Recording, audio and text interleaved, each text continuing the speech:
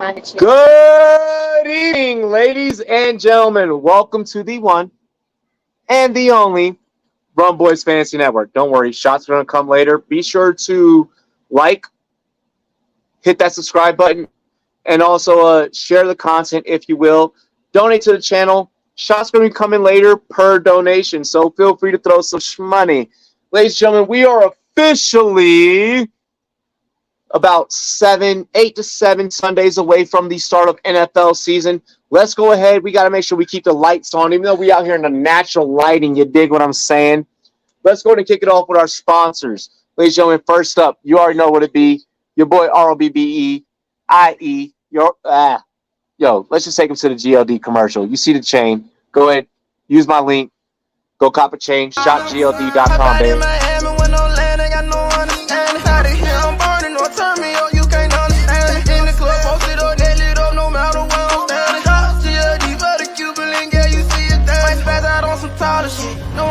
Tolerance, money conversations ain't hard to relate. It's hollering. See my net, they acknowledge it. Go bring away your knowledge.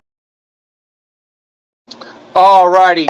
Thank you for that commercial. Big shout to ShopGLD.com. Again, ShopGLD.com. DM me on any and all social media. I'll go ahead and drop you guys an exclusive link to take 40% off your purchase price.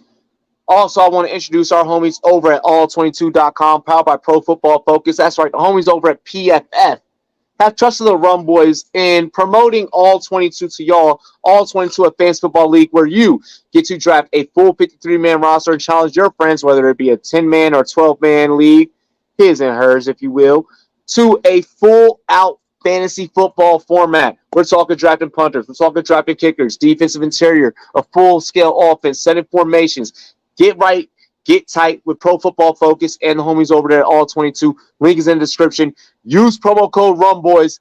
Take 40% off that subscription price. You already dig what I'm saying. And then finally, ladies and gentlemen, we do have a big announcement. Brand new sponsor. Brand new sponsor. Not even sponsor. I can't call him a sponsor. A business partner. If you will. The Rumboyz Fantasy Network is FTN Fantasy certified. Get at FTN.com. Big shout to FTN Fantasy. Use promo code FTN30. All caps. Take 30% off. FTN30. Show the Rumboyz some love. Get on over there. Show the new contract. Show new partnerships some love. It's big business signings. Let's go ahead and get into the cast crew. You already know what we got to do.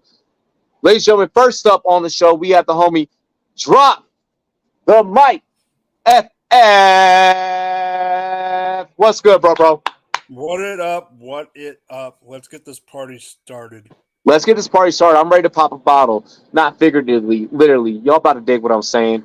Ladies and gentlemen, next up, let's go ahead and bring up the one, the only, representing TQB Sports, David the Ginger Gillespie. David, before you say anything, I need to say one thing. What's Robbie, up? are you already drinking? You mixed up the letters again. You did. Yes, I have been drinking. I've been drinking. Full disclosure, he's dyslexic, and we're just now revealing for the first time. Yeah, we're just now revealing it for the first time. I'm sorry. It's TQB Sports. Big shout out to David. You soulless ginger. I love you. Ladies and gentlemen. Sports, but yeah, go ahead. Fuck it. I'm sorry. I'll give you a chance later to shout it out. I got you. Ladies and gentlemen, next up, this man is a part of the Rumboyz Fantasy Network. Y'all saw him on the last two reels that we have posted. Give it up for Jeff, the Scout. And just like that, he's done for the day, folks. God damn it, Mike. Hold on. Mike, all right. We got Jeff here. Oh, gosh. I there. love this. Rough day for our producer right now. He's getting into the swing of things. He hasn't had enough to drink yet. All night has had a 3-second delay. You're good. You're good. You're all good. You're all good, Mikey. You're all good. Ladies and gentlemen, next up, give it up. The brand new member of the Rumboyz Fantasy Network. I'm going to keep introducing to he's brand new until I hire somebody new here on the staff. Give it up for the SCH Express. Choo, choo. Shout out, Going Ryan. on, Hey, Jeff? congrats, FTN Network. Let's go. Way to go. Yeah. That's a So great happy for him. partnership. We're We about loving to that. celebrate. We about to That's celebrate a here great in 30 partnership. seconds. Yeah, and let's be nice to Mike. He's got two guys here by the name of Jeff. He's got to juggle around. One with Yeah. a G, one with a J. So Had to we'll give you scroll a up break, and down. Mike. It's not your fault at all. So, And he's Robbie, just congratulations on the FTN. Yeah. That's awesome. Hell yeah. Let's go ahead. Let's get our last member up before we go ahead and get things popping. Both figuratively and literally. Ladies and gentlemen, last but certainly not least, our special guest of the week, My Mike buddy. Tyson, my brother from another mother. Y'all already know what it is about to be. It's about to be fire takes all night. Give it up for the homie, John Big. Let's go, dude. Nothing gets me more hyped up than Robbie Before you intro go, on rap. I will be right back. Nothing. I will Yo, be right John- back. I will be right I'm about back. to run through a brick wall. I'll tell you that Because- right now. because I love this it. is I not love safe. it. No, There because we Hey, go. this year, really quick, I'm going to get a before we get bottle in, really quick, fellas, simmer down now. Before we get into the ceremonious cheers for tonight, I just gotta toss out, yo, my brother JB, J Bats, man, always up the bat. You already know what's haps. One of the realest motherfuckers in the game. You ready to pop a bottle, baby? Let's do it. I'm super excited. I'm so proud of the FTN, collaboration, the partnership. I'm proud of you. We've been working together for 4 or 5 years. Pop that bottle, brother. You deserve it more than anybody. Hey, I said it on Twitter. I said it on Instagram.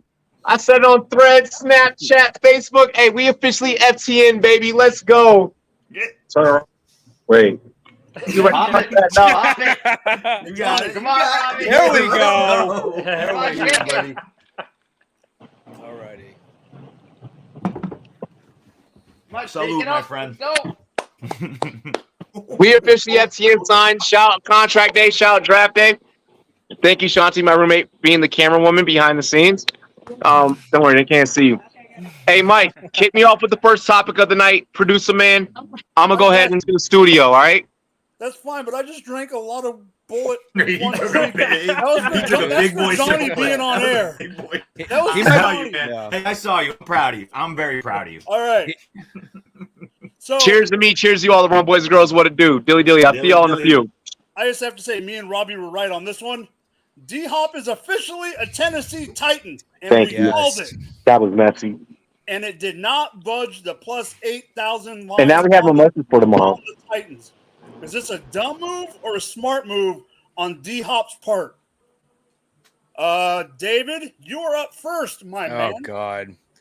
I was wishing I was going last because I totally done goofed last week saying he was not going to the Titans. I was know like you did. this. That's why you're going first. Yeah, you put me on the spot, you motherfucker, man. Oh my God. We had a plan Um, since noon. Yeah, you bastard. The thing is, I was really surprised because DeAndre dictated his future. He was a free agent. He got to choose wherever he wanted to go. And it didn't really make too much sense to me why he would consider the Tennessee Titans, who I still don't have high hopes for making the playoffs this upcoming season. I really don't. And a lot of it comes down to the surrounding situation for DeAndre Hopkins. I still believe DeAndre Hopkins is an elite receiver. I still believe 1,300, 1,400 yards, 10 plus touchdowns is in his potential future. I don't know if it's going to necessarily come with the Titans, though, because of the situation, like I said, surrounding him with a Ryan Tannehill, with the offensive line that is frankly demoralizing in my eyes for their future moving forward. I just think there's a lot of question marks that don't necessarily make me comfortable, even on the defensive side of the ball, within their interior linebacking core. There's so much, especially when you take all things into consideration within the AFC South, of how many teams have vastly improved within that division this offseason. The Texans are on the fucking come up. The Jaguars are an AFC contender. You don't wholeheartedly believe that. Stop it. Absolutely. I will stand my ground on this shit. I really do believe that the Titans' backs are up against the wall, even with the DeAndre Hopkins signing, but it does improve them. I don't think they're going to be the worst team in the league, like I thought was a legitimate possibility last week after signing DeAndre Hopkins, but they're still staring down the barrel of finishing within the bottom part of the division. I think DeAndre does a lot of great things. He's still got speed within his game. He's still got a tremendous cut. His curl routes next to, second to no one. out there. I mean, this guy still is a pristine route runner out there. He still averaged 80 yards a game. And the limited time that he saw last year, of course, with the PD suspension that was attached to him. I just don't think it's going to move the needle very much Obviously, for the Tennessee Titans. David. To your take, statistically speaking, obviously, mathematically speaking, obviously the needle hasn't moved because they're still sitting at a fucking plus 8,000. Mm-hmm. Yeah, I don't know shit about sports betting, so yeah, whatever that means. No, I think that goes to what David's saying about the teams around him. I think that's why it didn't move a lot. I think that goes to what David's saying. There's a lot of talent around them. So does it really? Is this a dumb move or a smart move on D-Hop's part? We'll get it. We'll get into Jeff the Scout. That's a dumb move in my opinion. I was just not the smartest, you know. So for me, I look at it as a very interesting way. So you look at, first of all, the way the contract was set up, right? So that was kind of a weird contract for me. I think it's a dumb move on his part, just because I think he's going to a situation that first of all doesn't fit his game. You know, you're going to a team that essentially is a graveyard for wide receivers. Yeah, AJB got lucky, you know. All right, sure, whatever. But I think when you actually look at it and you break it down, I'm looking at this not this year. I'm looking about it next year. If the Titans do tank, let's say the Titans do end up dead ass last, D-Hop just inherited Caleb Williams, and he's got 1 year left on his deal. He pops off again. He's got Caleb Williams for a little bit, and he can get another deal. So I think this move makes a lot more sense than the Patriots move. So Jeff, really quick, before I pose this next question to you, and then we get into SC's take. Leafs, I'm gonna get into some. I'll drop some UFC takes. I'll be sure that I toss some UFC in there. I know y'all are wanting that. We have some big fights coming up here in the next 7 to 10 days. Streaming Messi's debut. I know. I wish I was catching that right now, but 1-0 at the half, right? 1-0 at the half. Yeah, 1-0 at the half. Aiden, that's coming up later in the show. What's up, Taco? Really? What's good? Really? Do you want me to lose a brain vessel? Oh my god! Hold on. Z2, what's good? What's harder than two rats having intercourse in a wool sock down here in Texas, bro? I don't think that anything is better than that. Anonymous man, you I saw your previous comment. You missed Pride Month by a half a fucking mile, but thanks. We greatly appreciate the love. Leafs, what's good? All right, so Jeff, the question that I want to pose to you now that we shout out our chat, make sure you guys like, comment, subscribe, share the content. Feel free to dono. Do you think that in a vacuum, do you think that the needle should have moved upon the signing? We are usually used to and from the betting angle of things, we are used to seeing the needle move when things like this happen. Do you feel that Vegas disrespected? And do you believe that D-Hop maybe, in terms of winning a ring, made the best decision for himself? Or in general, fuck a ring. Do you feel like he made the best decision for himself in general? Let's get those two things down before we get into SC, and I want you to just toss that ball. Well, so as far as best decision for himself, if you look at some of the other teams, he made the best decision he did money-wise. And I also think, all bullshit aside, I don't think the Titans are a great fit, but the Patriots were a worse fit. I agree with that statement. I agree with that. I don't think the needle should have moved because at all. When at all, and I'm gonna be not by a single fucking point. So you'd say you're taking plus 8,000 either way.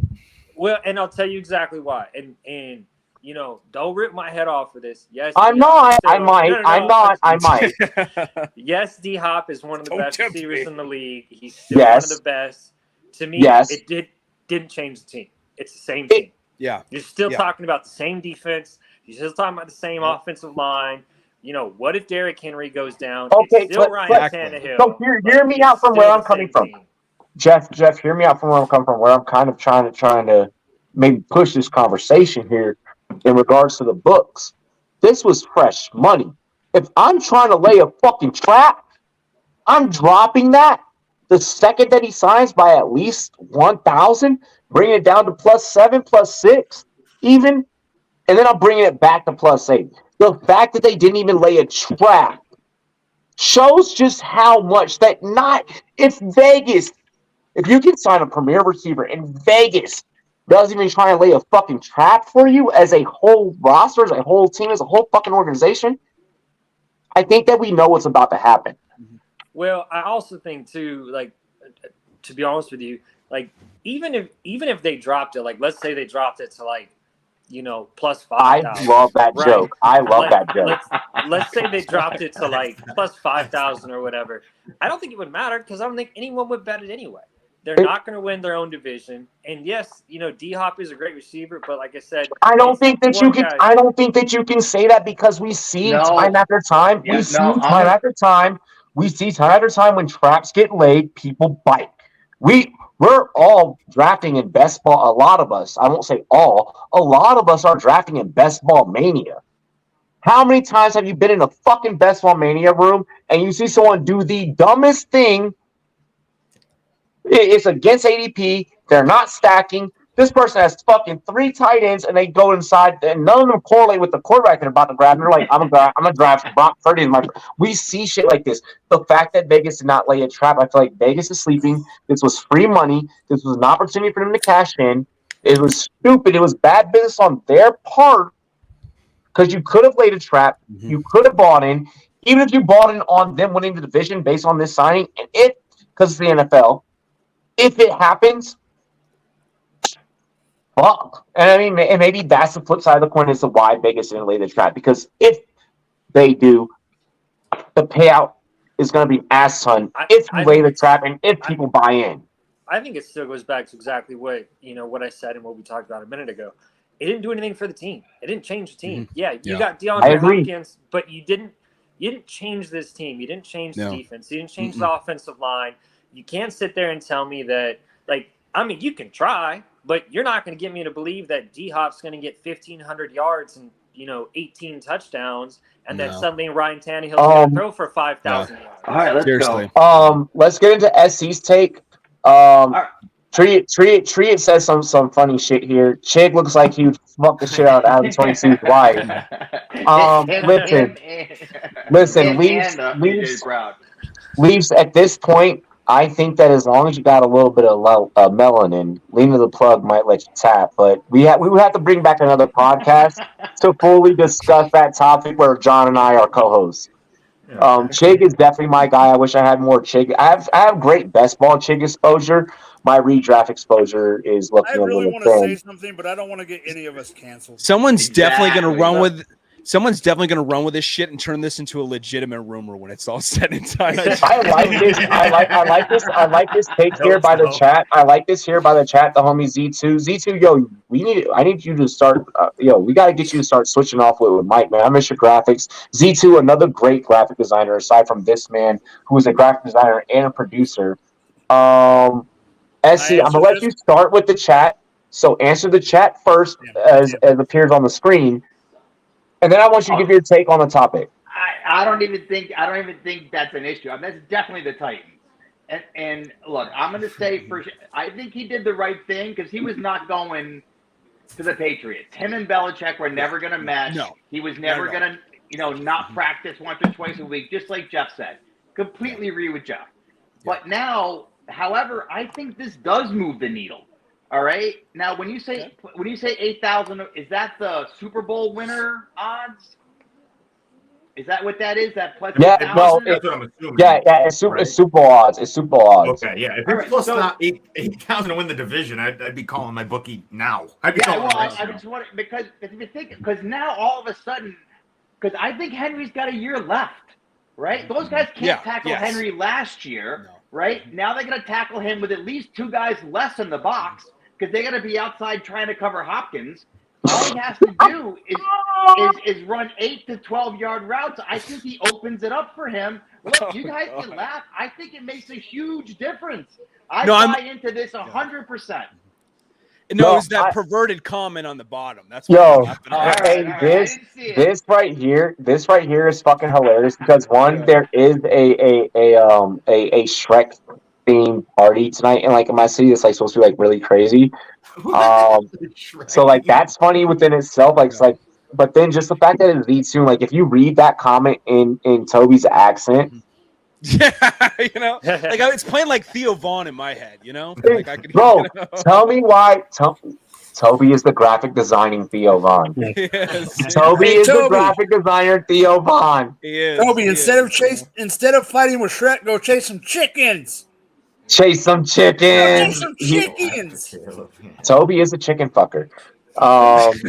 Make sure that you guys share the content. We love you guys. You guys are the greatest chat in the Robbie, you're world. wrong. He's a chicken farmer. That's not Chicken farmer. Oh, you call him I thought you called him a chicken fucker. No, I said go chase chickens. He didn't say go fuck some chickens. Jesus. Oh John? my God. John, it's your I think I'm kind of with Jeff here. Like I'm optimistic about the Titans now. It's weird. So you have to look at it in a vacuum. You look at D-Hop. He had two real. Thank you, Gator. His questions were either Cheers, take a little Gator. less money and go win a ring, or go somewhere for more money, short contract, really prove that you're still an alpha, and then maybe try and hit the market at like 33, 34, and have someone make a crazy dumb decision, right? Like that's Okay. Yeah. So money wise, he made the best decision because if he has By far. two solid By far. years, if he has 2 solid years in Tennessee, and I'm talking, there is not a doubt in my mind you can pencil him in for 140 targets, like 100%. Like easiest bet. He's gonna. Kenny Hill's a professional quarterback. Hold He'll get the on, ball hold to him. on. He will as many get the targets ball as he to can him. handle. He's Hold gonna get 100%. It's gonna be him and Derrick Henry, and that's all they need. That's all they've ever needed.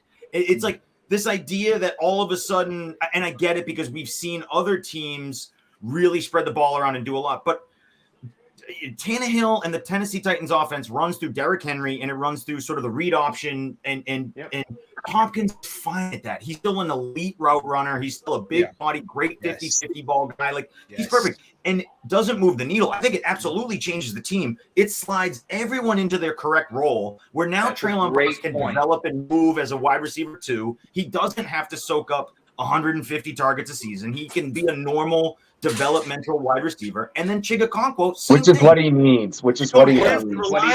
I am so mad. Great job, John. Hold on. Great coach, John. Love it.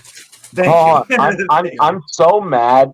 All right, like you guys are gonna kind of like see some things, like especially because like a couple of us here, like we've been in this industry together since like 2018, 2019, like 2020 and shit. Like, so you guys are gonna see some like different chemistry shit here.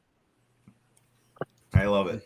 My Paisan, you know what the fuck is. I'm so mad at you right now. But listen, you can be mad, but it's like I don't think they're gonna win the Super Bowl. I'm not stupid. Robbie, you go. Robbie, you go, and then I'll go. No, because here's why. We came up. You and I, we came up. You know, very early together. Yes. And just like hearing your take, it's like, yeah, you can tell who fucking sat in a film room together. Everything that John said is right. I think I think we all also got to remember, like, let's all be honest with ourselves on this show. Let's all be honest with Vegas too. How much faith do you have Hang on. Tannehill actually I'm gonna starts? bet That's what I'm saying. Let me spit. Let me spit. Let me drop bars like I'm Nas on Magic 2 right now. By the way, check out that new Nas album. Okay.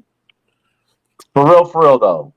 I'm gonna bet him right This now. was if this team made this move, John, to your statement, to your point, you're right. This is what they needed. This is it. This was the cherry on top for the type of style of football. This was the quick, easy fix. Was get him for the style of football that they play.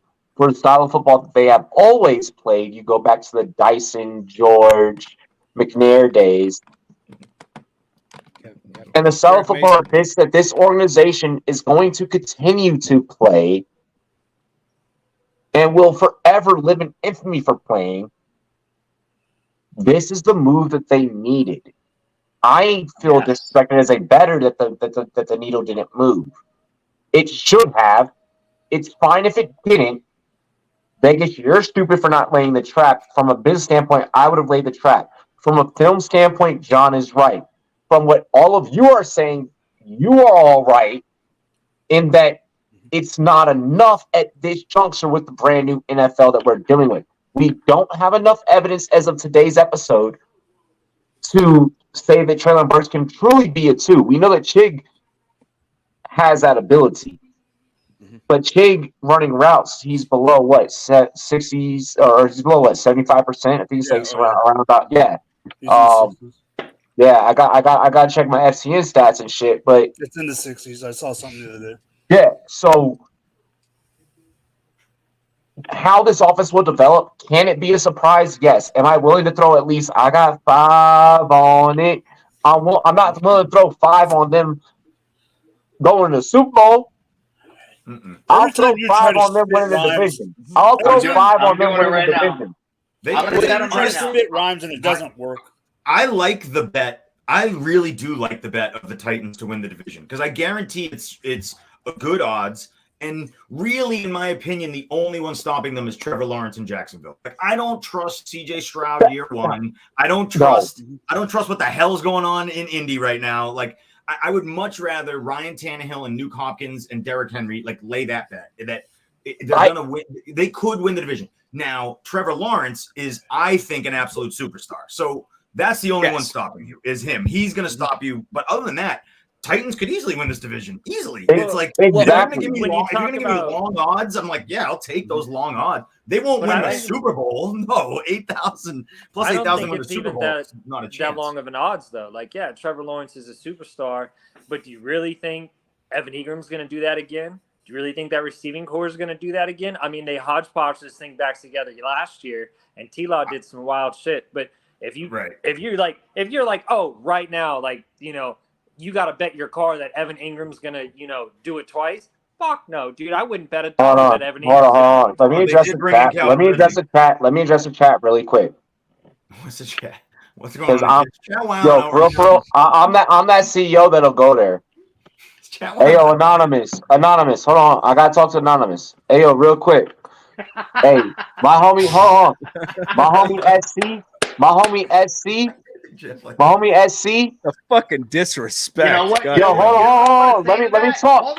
Let the leader talk. Hey, yo, my homie SC, my whole staff, first off. But my homie SC will dust you. Whoever made that comment wishes this was in their hands. That's all I have to say. Put it up more. Raise it higher. That's right, baby. Any way you turn this, you see my name. All right, let's go, boys. Let's go, Mike. Bring him down. I did not do my immaculate today. Do you know how busy I am as an analyst? You know how busy I am? Let's go ahead. I want to get into the next topic. Mike, do you have anything that you want to add really quick before we get into this next one? The only thing I want to add is I want to go to the fantasy side of this because everyone's brought up the real football stuff. Yo, we said Walter White head ass. The only thing that scares me with this is that's SC's new name. That's SC's new fantasy football name. Yo, Walter White. He is the Walter White of fantasy football. He's gonna fuck everything up and destroy everyone. I'll take it. I know John brought him up and you brought him up quickly. Yeah. But I think this hurts Chig more than it hurts anybody. I don't think that it hurts Chig. Hear me out. The reason I'm saying that is because he was going to be the number. You said the 60-something% route percentage. Plus, he was going to be the number 2 target behind Burks. Now he's the number 3. But did you really believe that? Yes. Well, I mean, Robbie, we also got to be honest with ourselves. Nick Westbrook Akine. I'd rather throw. He was going to be the number 2 target behind Brooks.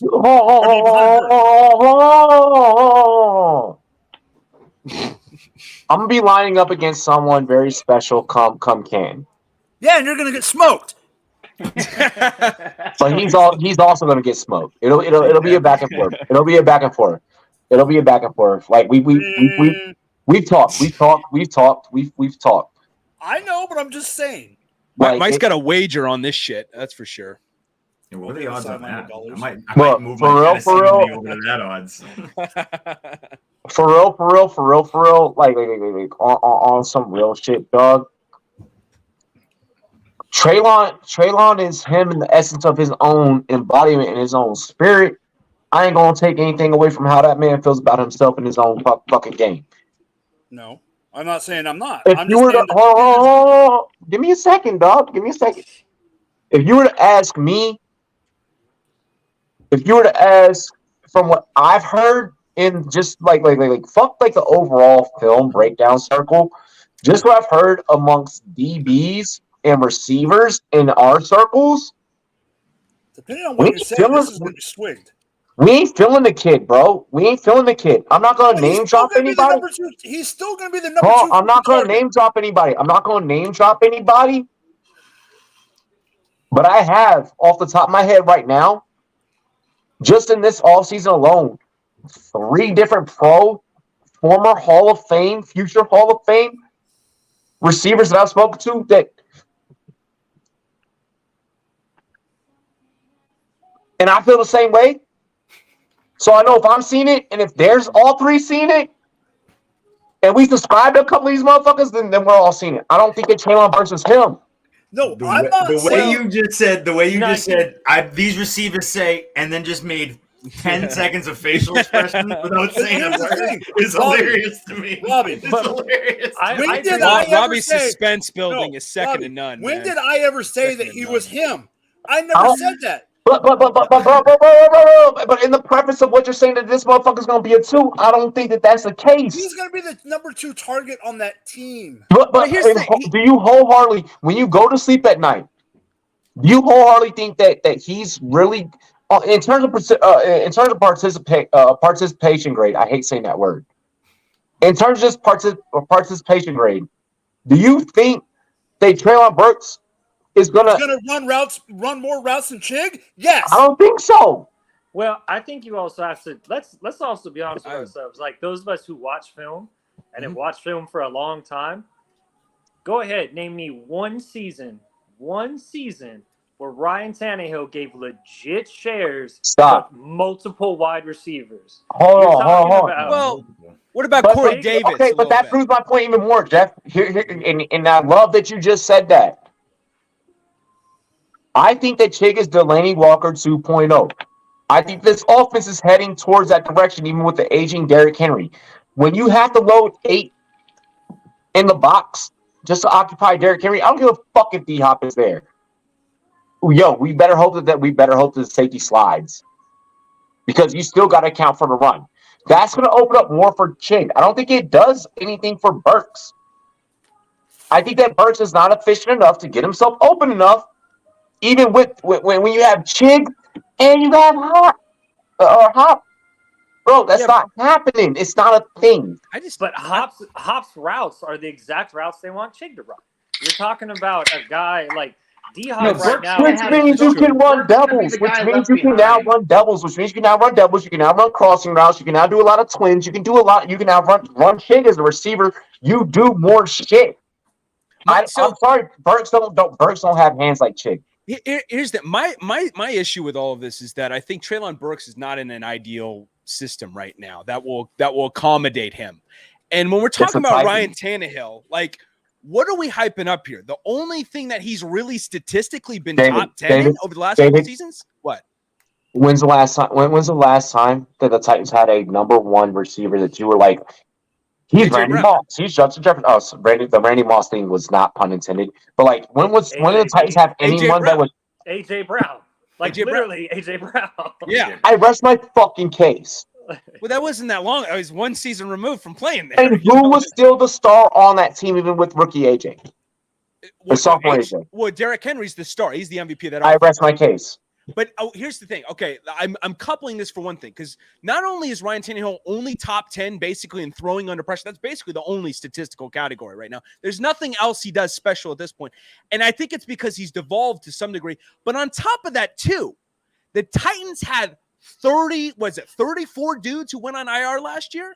34 dudes. They've got a legitimate injury history that may come back to bite a chunk out of their ass. It's based off of average age of team. That injury history is based off of average age of team. They are getting younger. They are working on it. They are resurrecting. They recruit well. They scout well.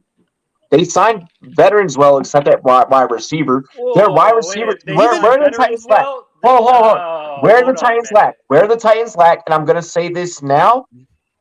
If you were to ask fucking riding a BMX bike in the neighborhood 12-year-old fucking Robbie, Robbie would probably say the same thing at a young age. The Titans fell at the receiver position. Mhm. You are never going to convince me, outside the anomaly of which A.J. Brown was, and A.J. Brown still got his opportunities to flex his skills because the running game opened up that pass. They made a mistake. You're not going to They did. convince Big me. mistake. You're not going to convince me that this franchise that has not historically had a great receiving core, walk through Canton and you tell me how many Titans or Oilers bust at the receiver position that you fucking see. They're worse This- than defensive back. Oh my god. This I I like would disagree Vrabel. I with like that. I Vrabel would too. disagree I with like that. what he's going to do. I think anytime you put two guys with Henry in the middle and you got all those guys on the outside, he's going to create space for them.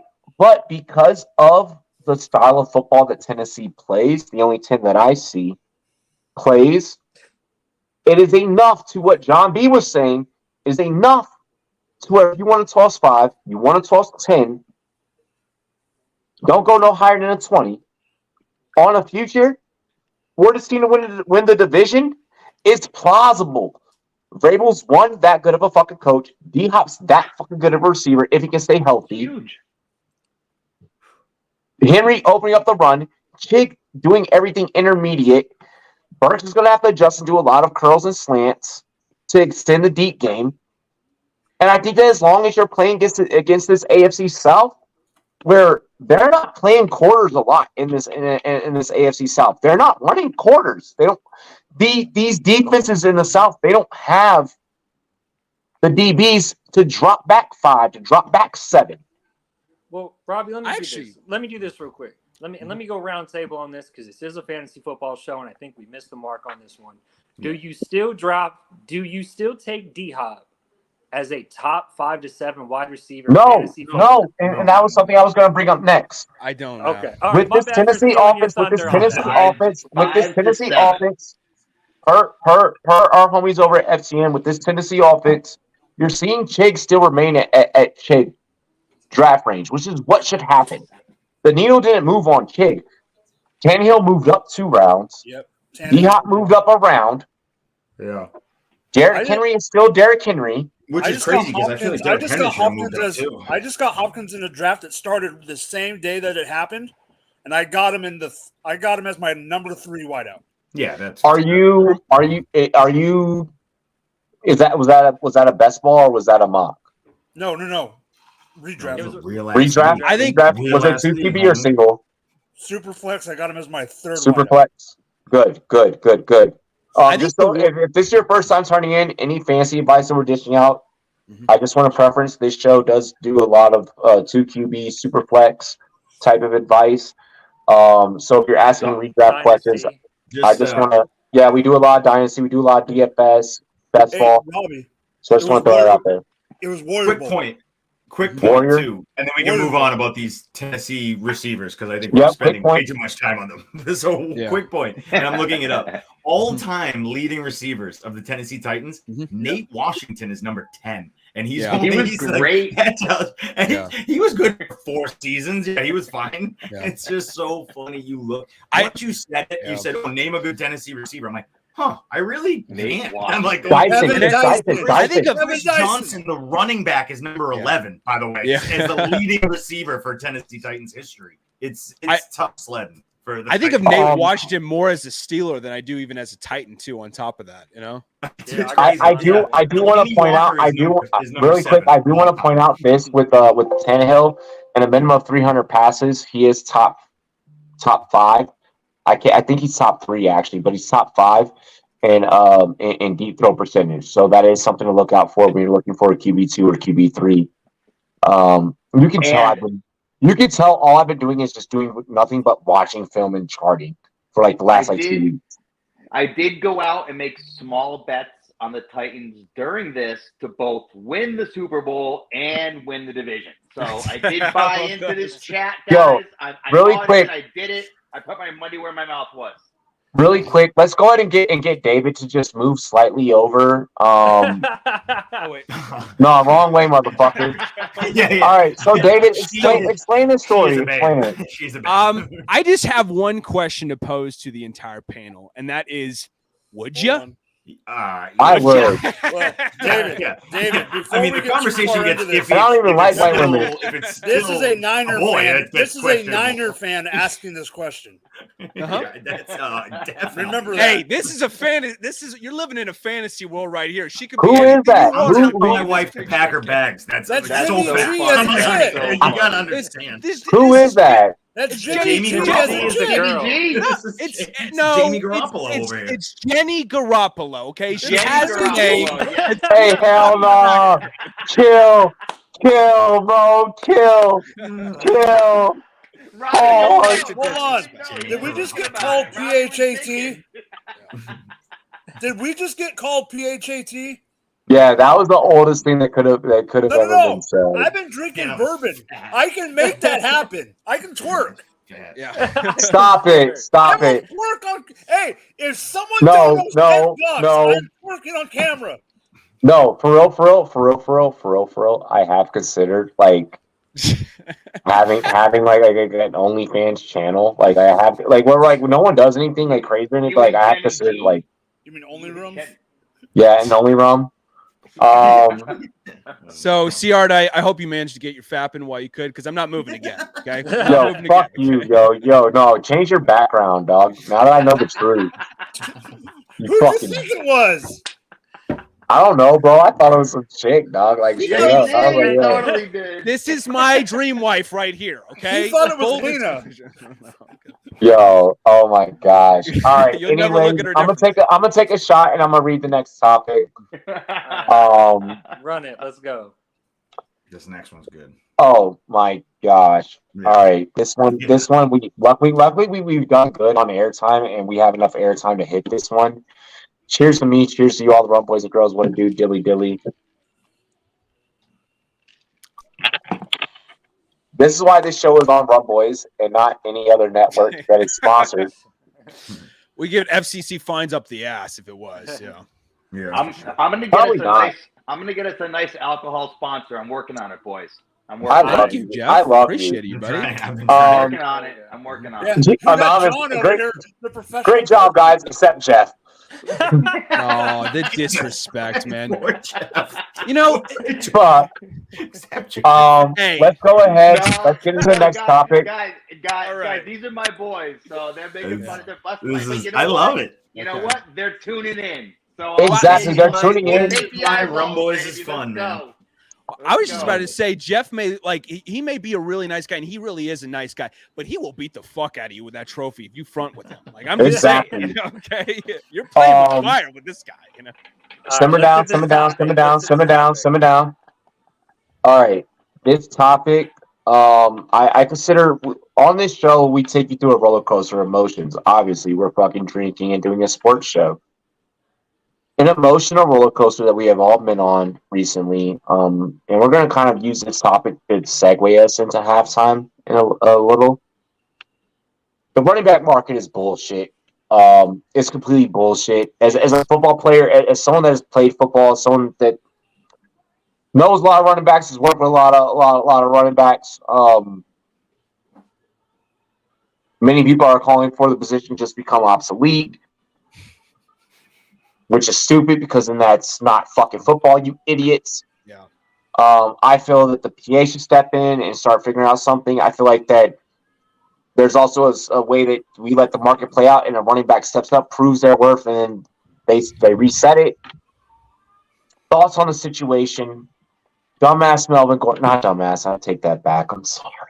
No, you Melvin can say Gordon got signed with the fucking Ravens after his comments about running backs, and after his comments about running backs, he ends up being the first one being signed, and everyone else that's 10 times better than him is still without a job. Dude, Well, he's making more than Dobbins. Dobbins is gonna never show up to camp. dog. it's dicey. Who starts? Mike, you Well, start, yeah, right, producer? no. Go to Jeff or go to John. Jeff, John, Or John. Go to JB. JB, and then just hit that ball, pass it. Dude, wow. Okay, I'm starting off on this topic. Holy fuck. Anonymous, I'll chug while he does his tape. Listen, I talked about it. I mentioned it on Twitter, and I'm glad that I'm here in a long format conversation to talk about it because it is interesting. It was inspired by you. It's an extremely nuanced, difficult topic to just, you can't pinpoint one thing or another. It's like, it's so difficult and it's really hard. And you have to take a lot of things into perspective.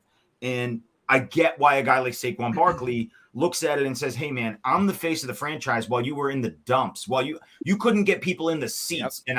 And I'm putting up with your BS.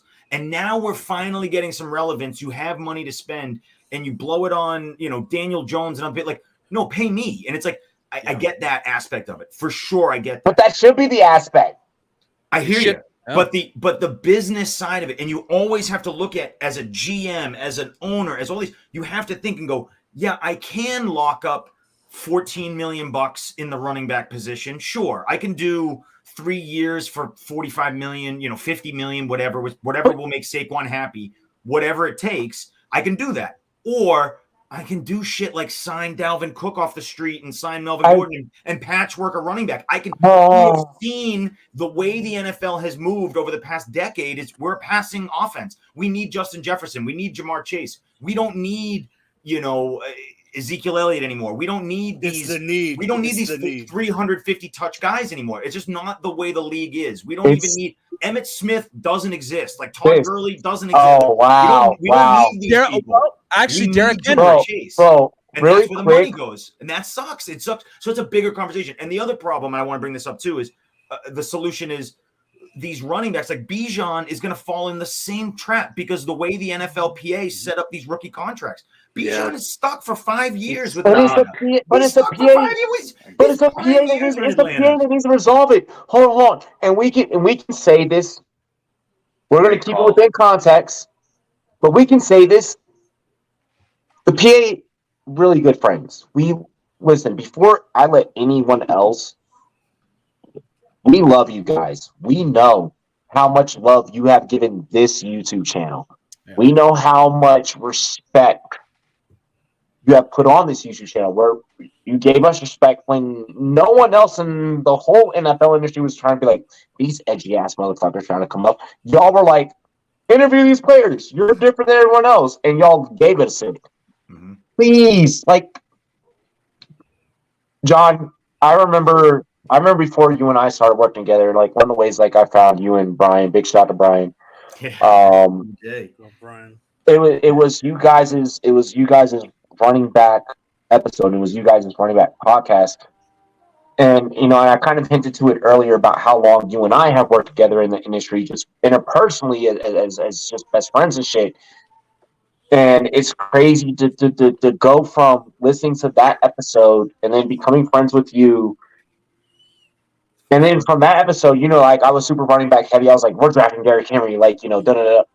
And then, looking at how, both of us as analysts have matured, and it's like, fuck, we're telling you now, go get receivers early. We're telling you that it's crazy. This is sketchy and it's super weird. Yeah. The PA has to step in. They have to restructure. It's only going to change with the PA. Period. End of story. Yeah. That's so. So I guess to put a little bow on my point, and then I do want to hear from everybody else because it is a crazy topic, and I do want to hear from other people. I only know my experience as NHL and the NHLPA and dealing with that stuff, and I'll be honest, they suck. It'll always be fuck the rookies. Let's figure out how to make the veterans happy. It's just that's how the that's PA, how it should be. How the PA is always going to be. But the problem really lies in rookie contracts. Because if you draft a guy like Bijan, perfect example, right? Like Bijan, you get 4 years and a 5th year option. You're sucking his prime years out of him at minimum money. And so by the time he is eligible to hit the street, every team is like, nah, I'm good. I'll just figure it out somewhere else. And so that's what sucks. And so these running backs aren't able to hit their second contract, which they were 10 years ago. And so now they're looking at it and saying, okay, you're just going to burn me up for my prime years, burn me in. And Saquon's looking at it the same way. Like, yeah, you're going to run me into the ground and send me packing. And I'm going to end up with no market at all. So you have to do something somewhere. It can't be this let a running back set the market, figure it out. It's like, no. We have to set some job security because it's crazy. Because it is crazy again, teams are just going to say, I'll pay Mahomes and I'll pay and this bullshit anomaly. I'll win that way. I don't need to win with a running back. So really quick, and I ain't calling out no one else. I ain't calling out no one specifically. but I am calling out motherfuckers specifically. No, Let me hear it. I'm pulling a Drake right now. I ain't gonna say your name on the track, Oh God. but I'm gonna dish you right now. You're gonna cause If me. you're a fucking, if you're a fantasy analyst, a YouTuber, a content creator, whatever the fuck you want to call us in this circle of what we do, and if you're running around pushing for the abolishment of the running back position Yeah, that's dumb. Oh, for absolutely. for the sake of your fantasy and your fantasy team and you're not a football purist. Yeah. No, not at all. It's at not all. this isn't a fantasy question or conversation. This is purely a football and Well, and market. I don't think it's a PA thing. I think there's two things that go here, and Okay. and it's two things, and it's reality. It's a straight up reality. Two people ruined running backs: Bill Belichick and Kyle Shanahan. They proved that you don't need one running back to run a team. In our lifetime, yes. So they set it to where you can have 3-4 running backs and you can get the same result. The second one is just pure reality, and it is what it is. And we're just going to have to accept the fact. Running backs in the NFL have a life expectancy of 4 to 8 years of good play time. But I don't So think if that's I what we're have concerned about. crazy. I But have There's an so idea. many exceptions. I have an idea. Jeb. Go ahead, SC. All right, I have an idea. What if we, and I haven't heard this before, so don't laugh at me. What if there was some kind of cost of living increase? So we look at the cap and we look at all these But other that's positions. factored in with whatever market that you go to. No, Go but on, Jeff. But if the tackle market, the receiver market, if all those other markets go up 20%, why doesn't the running back market automatically go up 20% to keep pace Because with the other positions? because of what John just stated. It's because of rookie contracts. It's because of rookie contracts. And you can only have one elite left tackle. Yep. You can have 4 running backs that can do the same thing as one elite running back. Like, That's the difference. this You is can only the have part. one This is the trailer part. along. Hold on, But but at the this is the part franchise of the. tag, it's always the best of the best. Top So five. it's the best No, of the best no, franchise it's tag. not Average annual always value that. of top It's 5 not, contracts. but that's not the case because the franchise tag has been getting exposed and has been getting used abusively. Yeah. I'm done with it. Like, this is a part where I hate about, like, I love doing this job. This is the part where I hate about being in it for so long because, like, you understand and you learn more day by day. I just want to spur the conversation. Yeah, I'm with you. Dude, what you brought up is fucking perfect. It's fucking perfect, SC. This is what makes this show compelling. It's topics and debates like this. You're right. There should be an increase. It's not happening because owners are greedy. The PA isn't stepping up and saying, hey, for the position, let's restructure this shit. We need to start getting on a basis where it is position by position. Yeah, but because they don't have to. Just like I just talked about. Well, There's I mean, so many another teams thing- that Agreed. So Exactly. And to Jeff's point, they don't have to. So it's up to, and this is where us as we are a show comprised of different personalities. I treat you guys and consider you guys as media. Mhm. I don't treat you like just regular fans that hop on a fucking camera and talk shit. Mhm. Us as media, it's our job to kind of push and be like, no, this is what needs to happen. So they get the ear, they get the bug in their ear, and they start making changes. Mhm. I feel like that this is a war that the players can't fight on their own. The agents can't fight on their own. This is the one time in history that I'll ever agree with an agent is right now. If an agent for a running back were to be like, am I losing a winning battle? I'm like, yeah, you could easily win this. You're losing. You should be winning. You're losing. and see I'm on the other side of it. Like So- I like as much as I think a lot of these running backs deserve a lot of money, I totally get it, but it's about winning football games. If I can pay 2 running backs $5 million a piece and win football games and pay a wide receiver $15 million, But I who's can an elite also- wide receiver. Like I'm against it. But Like as I an owner, bring up the bottom. or You gotta even bring them as a GM, even as a manager, because the owner doesn't get to do all these decisions and make this shit. Even as a manager, as a GM, I need to be accountable and being willing to balance this shit to make it work. I wouldn't feel pay a that there running were. back I feel $15 that there million. were. there are teams that are not in the particular position of when we talk about a Dalvin Cook, and Ezekiel Elliott, a Leonard Fournette, a et cetera, et cetera. Joe Mixon should not have had Joe Mixon outside of his. If Joe Mixon never got in trouble, he should have never had to restructure his shit. But I'm also I'm He not restructured because he got in trouble. So here's an interesting I don't point. care. I would never pay Dalvin Cook $14 million a year. No way. No, why would you?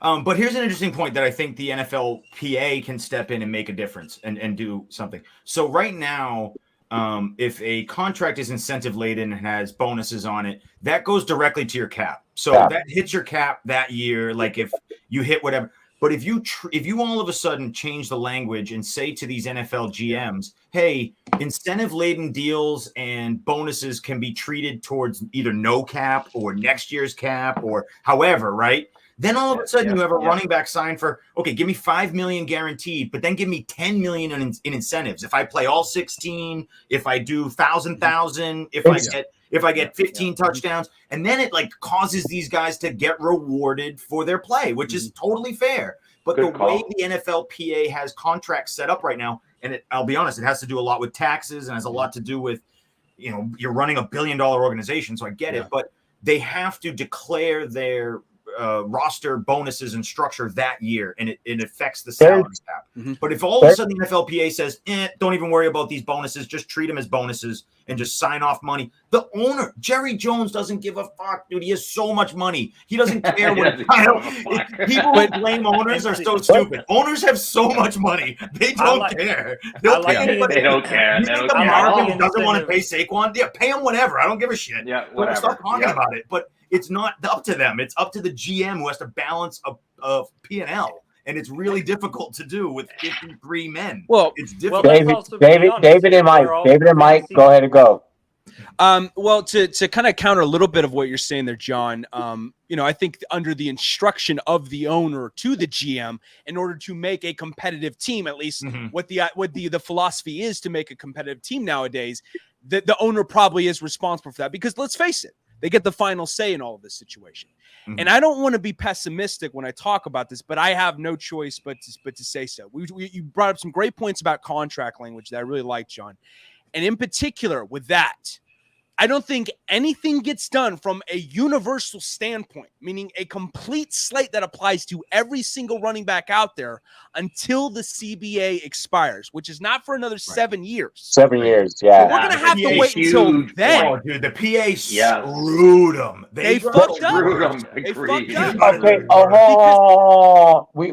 So years ago on this channel, we did discuss the last CBA. Dude, that's way too long. There were guys who were 8. I just was trying to mention it. John, you were back in those days. Like, you weren't here with Rumboyz, but like, you were back in those days. Like, we used to get like fucking like documents. Like, oh, dude, this is back when like rookies were still sending in like fucking film. Like rookies would like this is like way back, right? I still get film from draft diamonds. Exactly. Yeah. Like, bro, like I'm talking like when you get a whole fucking dossier. And you're like, what? And you have to learn it because you have to be able to talk about it on air. Those days were exponential. When you talk about the CBA, and I look back what myself included, and me and my colleagues were looking at and thinking about, we didn't think this shit was going to turn out. No one thought. There was never a concern. Running backs never thought of a concern. Mahomes changed everything. It's the Steph Curry effect. And that's what I was going to bring up. It's the Steph Curry effect. What Steph Curry did to basketball is what Mahomes did to football. Fucking NBA salaries, man. I mean, like NFL players are jonesing for that shit right now. It's not necessarily. Well, I mean, the salary thing, but like just 17 and 53 is a tough. But the style of play. Changing a whole league into a 3-point shooting league. Changing a whole league into a passing league. Not only passing, but you better add some fucking flair to that. Well, let's Go no cap. Make the NFL like the NBA, MLB. Go no cap. Just spend I know, money. seriously, yeah. Build teams. Build them. But the owners won't do that. The owners, of course they won't. But I'm just saying, like, it's just there's easy ways to hurdle this. Like, there's very easy ways, but then there's more nuanced, obvious ways that we have to deal with it. But obviously, the easy answer is, yeah, sure, no salary cap. Go fucking bananas. Pay everybody. Let's look at it this way, though. Let's look at it this way. Let's all be real here. And look at it from a CRM, composite risk management way.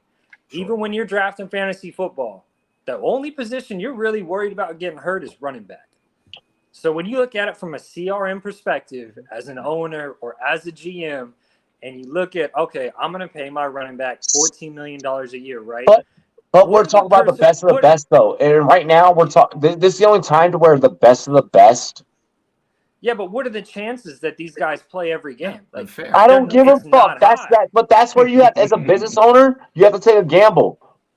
No, that's called CRM, bro. That's called composite risk management. I get that, but do you know how many times? But do you know how many times I have to do that before I bring someone onto the Rumboyz? Like, it's a thing. It's as a owner, as a manager, as a owner, as an entrepreneur, you need to fucking figure it out. And these guys that are being left out there to hang and dry are getting hurt. Yo, and check this stat out too. Have injury history. They're older. You know, you're talking about, first of all, Dalvin Cook's got shoulder issues. Zeke's done. Okay, here's what I'll say to my bias. Hold on. Jeff, I'm gonna digress to you, because for me, no matter what, because I've worked with the PA. I've done projects with them.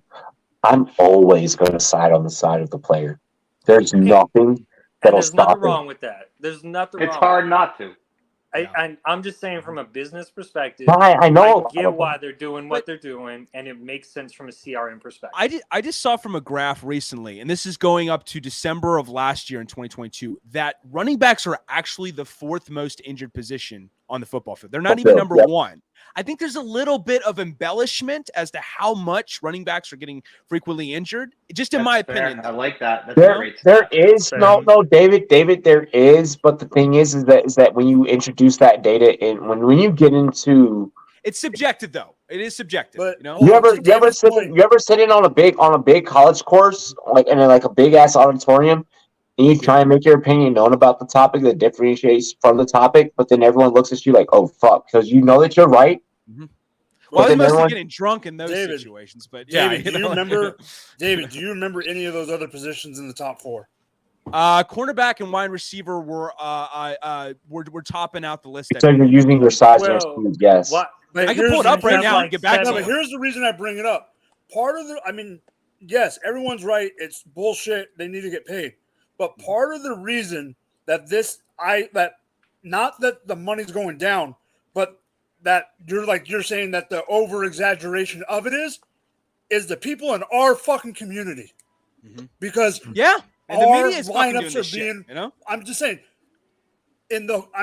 that's why people are acting like it's number one is our community. No. And Mike, hold on, really quick. So Mike's concerns. So what Mike just brought up, because of what we do and how that affects lines and game totals and fantasy. If you don't think that owners are looking at this shit, if you don't think owners are finding any and every way to justify cutting back, you're wrong. Like, they don't give a fuck about fantasy or betting. They care about every angle that we care about, if not 10 times more.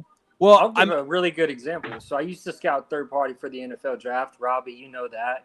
I would do drafting profiles for teams quietly. I was asked, not so what team. And running back was the one position, and this is, I swear to God, this is true, where I could hand you a scouting report and they would be like, oh, this guy missed 4 games in his sophomore season because of an ankle injury. He's a liability. I'm not taking him in the second round anymore because what if this comes back? But it's only in that position, because you watch wide receivers rip ACLs apart, destroy. Justin Ross got drafted, and this dude shouldn't even be on the goddamn football field. Potentially, yeah. Really quick. I'm gonna go ahead and I'm gonna get us into halftime because I see what's happening here in the first hour of the show. So I do got to make sure we take care of our sponsors. FTN link is in the description. We popped a bottle tonight to start the show.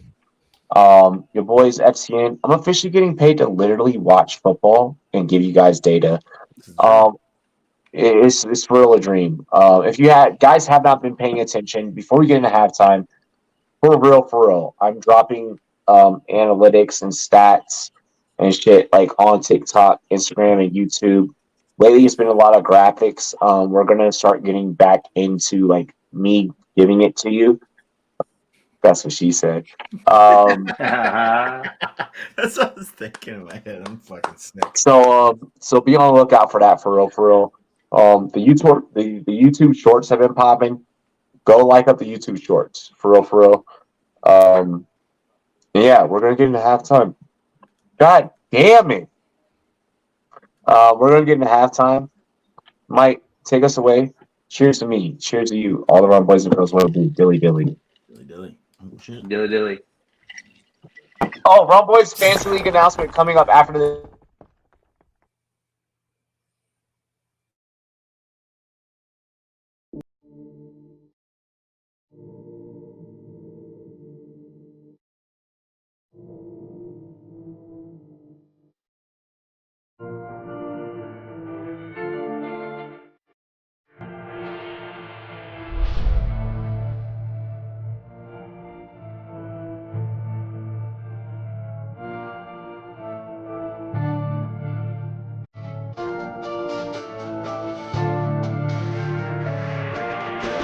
Just stick to the plot. Hey, stick to the plot. Hey, stick to the plot. Hey, stick to the screen. Sometimes you get what you get, so don't try to go into shit. Just stick to the plot. Hey, stick to the plot. Hey, stick to the plot. Hey, stick to the screen. Sometimes you get what you get, so don't try to go into shit. See, it's kinda funny. You stick to the road to the riches and hope you don't crash like some dummies. To get to this money, you cut every piece of the pie to find out you sliced into an onion. Now let's change the subject. These niggas who think they got something, but actually they end up with nothing. It's disgusting. I'm tired of the fucking assumptions. I'm about to blow up like corruption, so stick to the plan. When you lose it, gotta get it again. Keep it moving, never stick in the sand. Even when tired, like Michelin Man, shit, I know I'm the man, so I don't give a damn about opinions. I'm racking up millions, you stacking opinions. She throwing it back in the back of the venue. Now we taking off in her man and his feelings. Now back to the business. Back to the lab with my niggas. Actually back doing laps in the trenches. It's my second home. I ain't have to go visit. I stay resident, embedded to living the life of a nigga. By day we just niggas. At night we the victim. The life of go get 'em, so I'ma go get it. I stick to my plan and I stay on my mission. Hey, stick to the plot. Hey, stick to the plot. Hey, stick to the screen. Sometimes you get what you get, so don't try to go into shit. Just stick to the plot. Hey, stick to the plot. Hey, stick to the plot.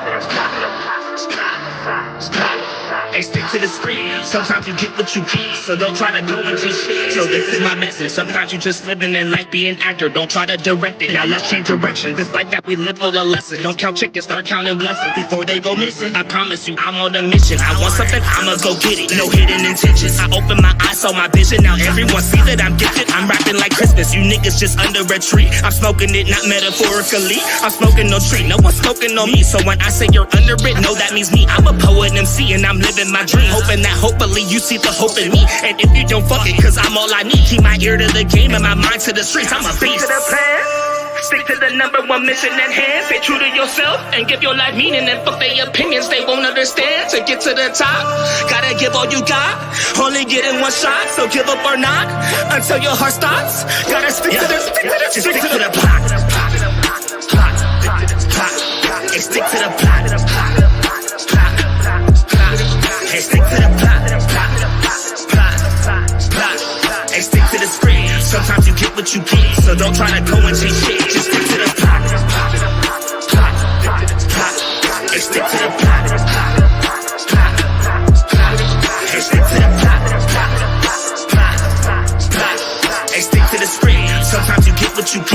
don't try to go and change shit. Just stick to this.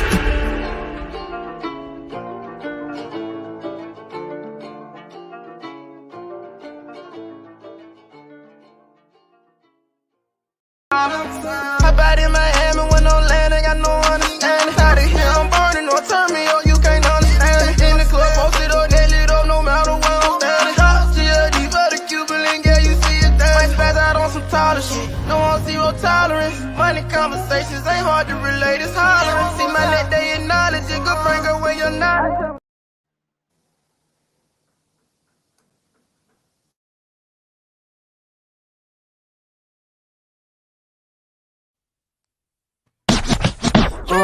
I ain't waiting a second, I'm going in now. No freestyling, no this and pin pal shit. See, I don't make moves to get rich, shuffle quick. And I only fuck with bitches who be slobbing on that. I can get nasty, but I'm usually where the cash be. Rolling weed, sitting back, blowing shit to Cassie. I ain't doing it for the rich way, so I brought Rich Ray. When I come around like Dom, that look this way. Right into my own shit, I swear I be doing the most shit. Give you hits like Tyson and giving you vibes like Bryson. Certain things in life be so expensive, but I buy some. Certain things in life be so enticing, but I can't try some. You looking for what you looking for, yeah, I'm the item. I'll hold you down forever, you my nigga, yeah, item. I'm coming for what you say you hold, I'm all about it. Linked up, turn a beat up, now we clouded. Feet up on heat up, red Jordan 1s. Niggas needing shows, I'm clapping shit, man, I'm the chosen one. Neck wrist on freezer like magnet. On my Tiger and Chris Brown, I can handle it. Let me handle it, smoking like the candle lit. Any beat I study, break it down and then dismantle it. Competition challenge it, I'm dealing with some damages. Juggle lots of life, but now I'm learning how to manage it. I've been to the bottom of bottoms, I never been to the top. I pop some bottles with models, I see my friends getting shot. I sip to drown in my sorrows, I smoke a weed by the lot. I stand and post on the corner, you'll never look. I ball like a piston, you'll never play my position. You catching what I'm pitching, I'm switching, no contradiction. I'm fishing for opposition, no vision and optimism. I wish I was kinda different, but I know my mind is different. I see them bitches smiling, long as she happy. I'm on the beat violin with my nigga T Savvy. We go back in the day and bring the heat. Cali, you ain't got nothing to say. The nigga be silent. Hey, buddy, don't say shit. Everybody cap, changing faces like a facelift. They think they all that. Trust me, bitch, you just basic. In 20 years, you'll be looking back, wishing to erase it.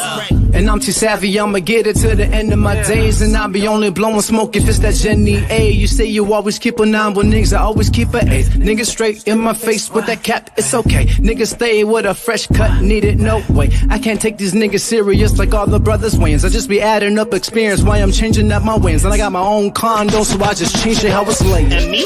I'm never changing lanes. I got a better way to demonstrate and elevate the game. I keep a level-headed saying I told the devil pave the way. If ever I see there's a day, I'll disappear like David Blaine. I never had it from magic, I had to grab it from tragic. Sometimes I wish like Aladdin, get thrown the pits with the dragons. Imagine living in lavish, I wanna get it, I have it. I remember shit in the trash cans, in the trenches in Afghan. But I made it back to the States, made it back to being black. And now they laugh in my face. With all that's happened, it's so hard to say this place is so great. So on the track, I found my faith and put my faith in the tape.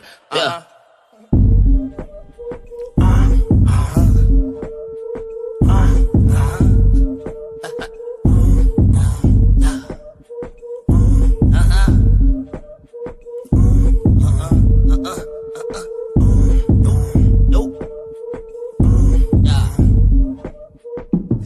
Savvy, Richard Ray, and that's it.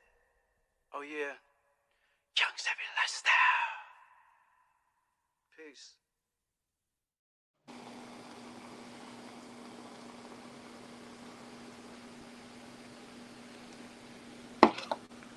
What's good, ladies and gentlemen? We are back. Ladies and gentlemen, what hat? You already know. Cheers to me. Cheers to you. All the wrong boys and girls want to do. Like, comment, and subscribe. Let's go. Y'all know the vibes. Woo! Woo! It's a dope tank top, by the way, Robbie, with Nipsey.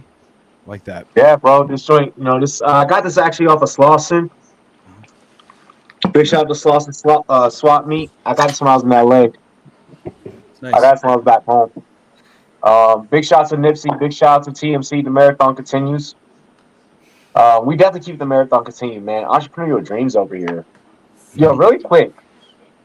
Whoever thought, like, before we get into this next topic, who seriously would have ever thought FTN would take a chance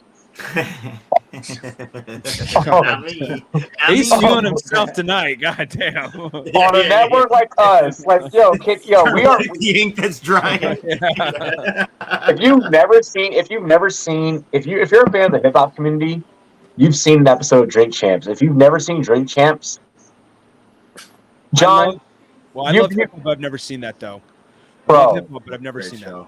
if you've never seen Drink Champs, it is the top 5, one of the top 5 hip hop podcasts. John, Oh, I know I've seen this. I just forgot what the freaking name of it was. That's right. They had Kanye at one time.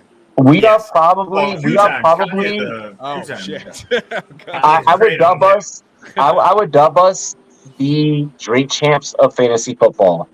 And honestly, I wear that with a badge of honor, Yeah, that's fair. because to be up there and to kind of like have that style and hold that name and still get fucked with, like still have big people fuck with you, that's love. So let's take a shot. Yo, y'all want to get out some flowers? Let's get out some flowers. Yeah, of course. Hey yo, I'm giving you, Robbie. I'll give you some flowers because we've worked together. Yeah, probably since 2018 now. 2018, yeah. When me and my buddy Brian, shout out to BJ Brian Straight. When we first started doing fantasy podcasts and drafts and rankings and all that shit, you really helped collaborate. You jumped on our show. You let me jump on this, and we kind of became friends ever since. And you're always a fun person to drink and talk football with. So, Absolutely. I appreciate anytime you allow me on Rad. So this is a good time. And to everybody else, David, Jeff, obviously Mike go way back, but this is what it's about. It shouldn't be this regurgitated bullshit take. Like, it should be, have fun, argue with each other. Like, it's just football. Like, we can have sit at a bar, have takes. Like, we can do this.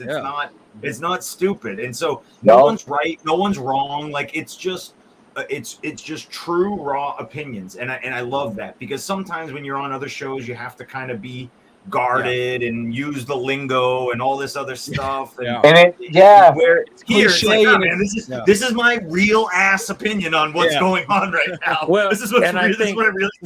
Jeff, who do you want to give flowers to? G?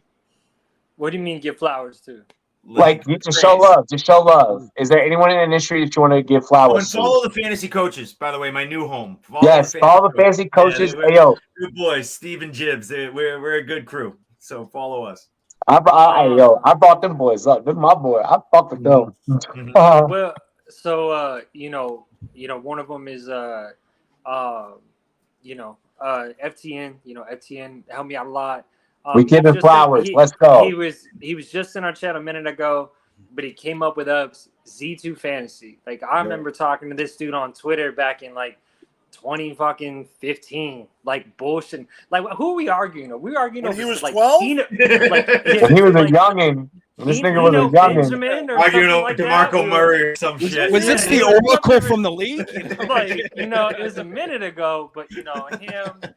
But that's another thing I like about this show too, though. Like Coach was just talking about. Yes, we're open forum. Yes, we have opinions. But it's going to be hard pressed for you to go out and find another show where you have opinions and an open forum where we don't really have to say what the people tell us to say. First of all, most of us are really knowledgeable. A lot of us came from a scouting background, coaching background, fantasy football background. We're not coming out here with takes with nothing behind it. Like, we have value, we have stats, we have memory. We've been in the industry, we've been in the system. But there's I was an amateur scout. I was an amateur scout coming on John and Brian's show. Like, but there's no one telling us what to say or what to do. Or we need to lean this way on this topic. Like, we need to follow our sponsors with what they're riding on, or what they're going with. And our sponsors right up to whatever. And I think that's a really cool part of the show, because you do listen. There are podcasts out there where you listen to them on Spotify or whatever, and you're it's blatantly obvious that the producer is like, this is going to be our take on this. Because you're like, there's no way you can logically tell me that I'm not going to throw out any names of any podcast, but there's no way you can logically tell me that you truly believe this. Like, I listened to your podcast, dog. Like, I listened to you 2 weeks ago just dog something about very similar player or very similar situation, and then all of a sudden the same thing comes up, and all of a sudden, oh, it's great. Or two identical players, identical on paper, identical. Oh, this guy's trash and this guy's not. Why? Like, somebody's telling, there's nobody in our ears. We keep it real. We keep it real. Anything. Yeah. David, we giving flowers. Who do you want to give flowers to in the industry? Okay, it could be anybody. It could be pretty girl anyone. behind you. well, that's a given now, John. Come on. That's Jimmy G. That's Jimmy G. No, not to sound corny, and I promise I'm not. I'm just being real right now. Like, I want to give it to each and every one of you guys right now, and the reason why is because like this show and last week's show, this may have been the best 2 episodes I've been on, just in terms of the energy and the diversity of analysts that we have right here, bringing new takes. And I mean, you saw, dude, we just went off like 30, 40 fucking minutes talking about the Titans wide receivers. Like, that's how passionate. That was great. Way longer than we're about to get in some shit. So I hope you're ready. That goes to show how passionate we are, And I love that. And I'm someone who initially was like, I had offers to be like in the regular TV industry, to be a sports anchor and stuff, but I sidestepped that shit. And I'm not trying to brag when I say this. I'm just trying to share my story in case someone resonates with mine, I initially was pursuing that route, but I discovered while I was doing that, this avenue of sports podcasting and the freedom that comes with it in a respectful way. When I say that too, the freedom that comes with it is just, it's euphoric to feel that. This is my sanctuary right here. And I just love doing this every week. I look forward to doing this shit and hopping on the mic with you guys to talk with you guys. So I'm thankful to be here, Oh, let me get one more, Robbie. And this one, a lot of Drop it real quick. I'm going to give you a minute. People may not know him, but his name is Eli Herskovich. He's the guy who gave me my first job at DePaul radio station, my first chance to be on the radio, my first opportunity to actually do anything. He's running the sports betting for CBS and college basketball right now. You can probably find his articles. But this guy took a chance on a kid who had never been in the industry before, sat down with me. I did a baseball, was going to do a baseball show, sat down with me for 30 minutes, had me do a fake show, and gave me an opportunity. So, Eli, thank you for the opportunity. You got me to where I am today. Love it. Mike, who do you want to give flowers to? I'll give flowers to everyone that struggles at this grind. I have a question, and I go to meetings once a month called Alcohol's Anonymous about it. Oh, you mean fantasy football? I thought you meant drinking. And in a joking way, I have a question for John, because John hasn't been here for the jokes about this beautifulness lately. Oh, dude, I was gonna say something. John, I love. Has Brian ever had a beard this big? Oh, so there was a few times he would grow his playoff beard out. He's a grizzly fucking Italian. Well, we don't even know John's gonna be at the expo. So there is a very strong possibility I will be at the expo again. Yes, there's a strong possibility I'm probably gonna be there. Very strong possibility I'll be at the expo again. Nice. That's awesome. But yeah, no one. I think honestly, that's probably one of the most impressive beards I've ever encountered. I worked at a brewery for a long time, and that's one of the most impressive beards I've Let's go ahead. Let's do this. Let's take a shot for. I'm gonna go ahead. I'm gonna give some flowers out, obviously, to like any and every past, present, future partnership sponsor that I've ever had, because I wouldn't be here right now without y'all. So I appreciate that, because I built a lot of businesses like by myself. Like I had to like do like a lot of things by myself. So like, so big flowers to anyone and everyone that had ever given me an opportunity, because if it wasn't for y'all, I wouldn't be here, and I'd be dumb as fuck to not show gratitude and gratefulness towards that. But outside of that, the Chris Bermans, the Stuart Scotts, the fucking like, let's keep it real. The Jake Seelys, the Chris Meanies, the Heath Cummings, the Marcus Grants, I don't give a fuck what network you're a part of. Like anyone and everyone that has been instrumental in my growth and has allowed me and has taught me lessons to pass down to everyone here. This is a beautiful episode, and we about to cheers to me, cheers to you, all the Rumboyz and girls want to do. Fuck me. To my mentors, I love and I appreciate you. Love it. Whether I met you or not, I love and I appreciate you. Let's go, dilly dilly. Dilly dilly. Dilly dilly, y'all.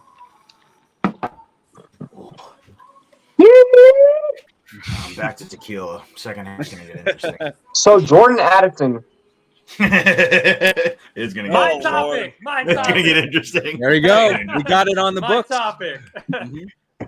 this man got pulled over doing 140, 145 and a 50-55. How should the league react? What are your thoughts? Just overall in general, Mike, go. Honestly, I don't think they're gonna react. I really don't. I think that they're gonna give that thing of they'll probably send him a letter and say, "Hey, you might want to behave here, buddy." Two games at most. He ain't gonna get 2 games. Come on, I don't even think might he's get gonna 2 get one. games, let alone He's this. not, he'll be lucky if he gets a letter. He'll get fucking Yeah, seriously. It's okay. He's not getting suspended. Okay. He $500 went- fine, maybe. Okay, I know this boy started it at freaking Pitt. I get it. But you already know where I'm going. You and John do because you guys both know my freaking loyalty. He went to the University of Spoiled Children.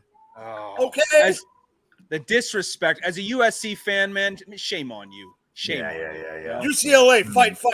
Okay. So, I personally, you know that I love Addison, but here's the thing. It's not going to be that big of a deal. In 6 months, we won't be caring about this. The league's got bigger fish to fry. I mean, they're still trying to get rid of the owner that used to be Washington. Who cares about this? Let's move on. Wait, before we go by director's decision, does anyone else feel like they want to discuss something else outside of this?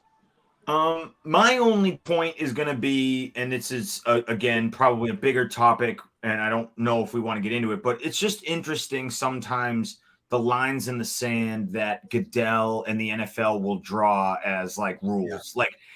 You sports gamble and you're gone for a year legally. Or if you drive 140 down to 50, it's like, well, we don't give a. It's like, dude, we do. It's like, it's just weird. The rules. It's like, nothing's gonna happen. Of course, nothing's gonna happen because, and at the same point, like, nothing should happen. He's probably gonna pay some crazy speeding ticket and do whatever, and let the justice system deal with it. That's fine. But it is weird how Goodell will step in on certain things and not others. It's like. Yeah, I don't know. Why do you even draw? Why are you judge and jury at all? You're just the commissioner. Like, don't. It's just. It's a shield. Well, of course, and because it just he picks what he wants to fucking make a priority. And that's what I was talking about in the chat. So we're starting to see this as more of a theme with players, whether it's Henry Ruggs or it's Sheldon. Eventually, the league is going to step in and start saying, "Look, if you get X amount of a speeding ticket, like you're going to start getting a suspension." But it was one thing I brought up in the chat, and nobody's done anything on it. I don't know if you can do anything on it. But is there a correlation, or are we going to see a correlation with, Jordan Addison doing this? This is a selfish decision. Where are you going at 3 a.m. on a fucking Thursday morning for 145 miles an hour?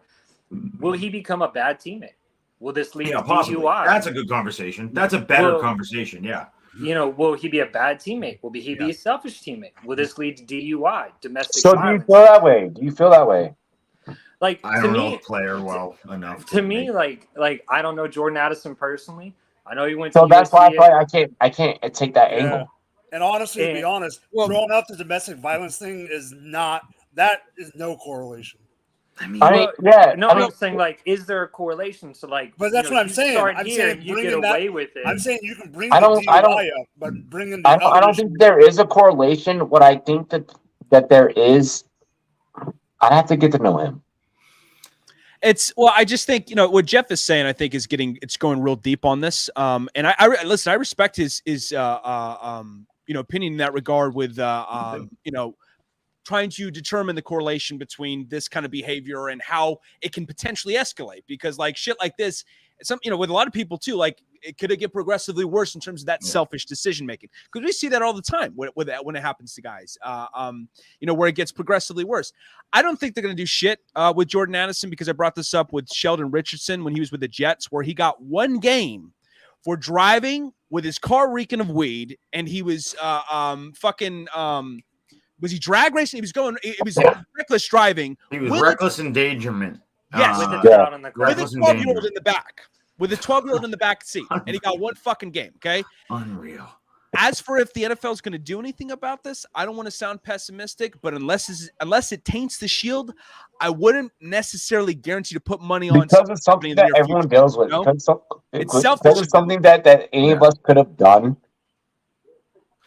But it is, to Jeff's point, it is like you're making a selfish decision this early in your career. Like, what other selfish decisions are you going to make throughout your career? Like, this to Jeff's point, at this point, we don't know. Right, of course we don't know, but it's a bad sign that you haven't even played a game in the NFL. You haven't even gone to you're not even training camp yet. And you're not even at training camp, and you're already in the news for speeding. 140 and a 55. But just like I know, we have to let it take its place. Yeah. Now, granted, people make mistakes. Like, we've all made mistakes. It's not the first time we went 140. This could be a one-off. Maybe. John, you remember me waking up? You remember me waking up in the middle of the night and being like, Antonio Brown just did what?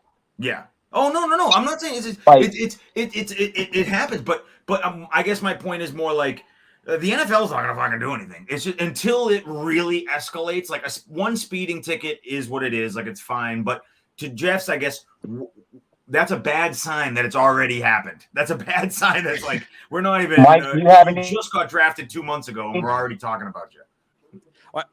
I think they're more like. Do you have anything? No more. I already said what I need to say.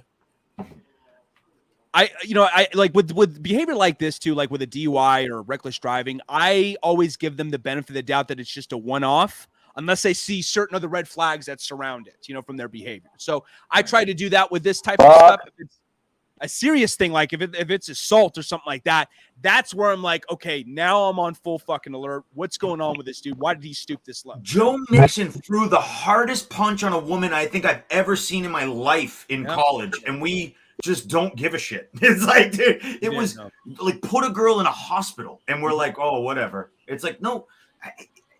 Listen, some of these guys are not A+ students. Some of these guys are fucking bad guys. I don't know what to tell you. I don't care that they're good at football. I don't care that they're good for your fantasy team.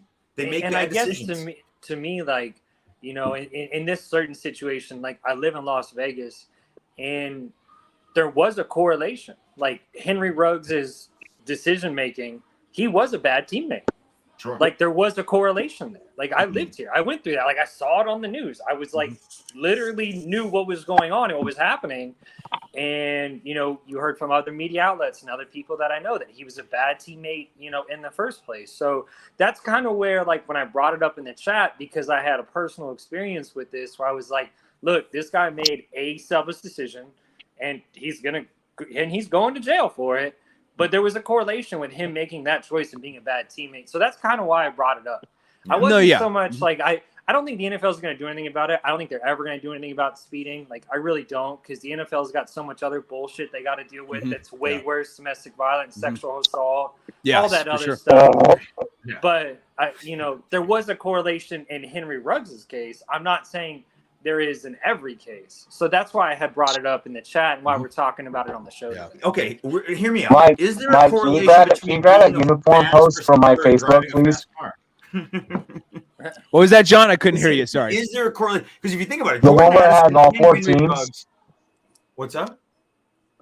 No, I'm saying Jordan Addison and Henry Ruggs are both fast players, and they got crazy speeding tickets. So is there a correlation there? I guess is my joke. No, there's not. There's not. Let's go to take a different angle really quick. Listen, this one is fucking soft as shit, but we can knock it out real quick. I want us to knock it out real quick. There's nothing on your face. The one, scroll to one where it has all 4 throwback jerseys. I'm trying. Go to DraftKings. Go to DraftKings and I'll have it. Go to DraftKings, I'll have it. Hey, Seattle's a straight fire, bro. We're not talking about that now, Jeff. Wait. Just play. Yeah, slow down. Stop going 140 through this show. So really quick. Guy, the Jordan Addison of the show.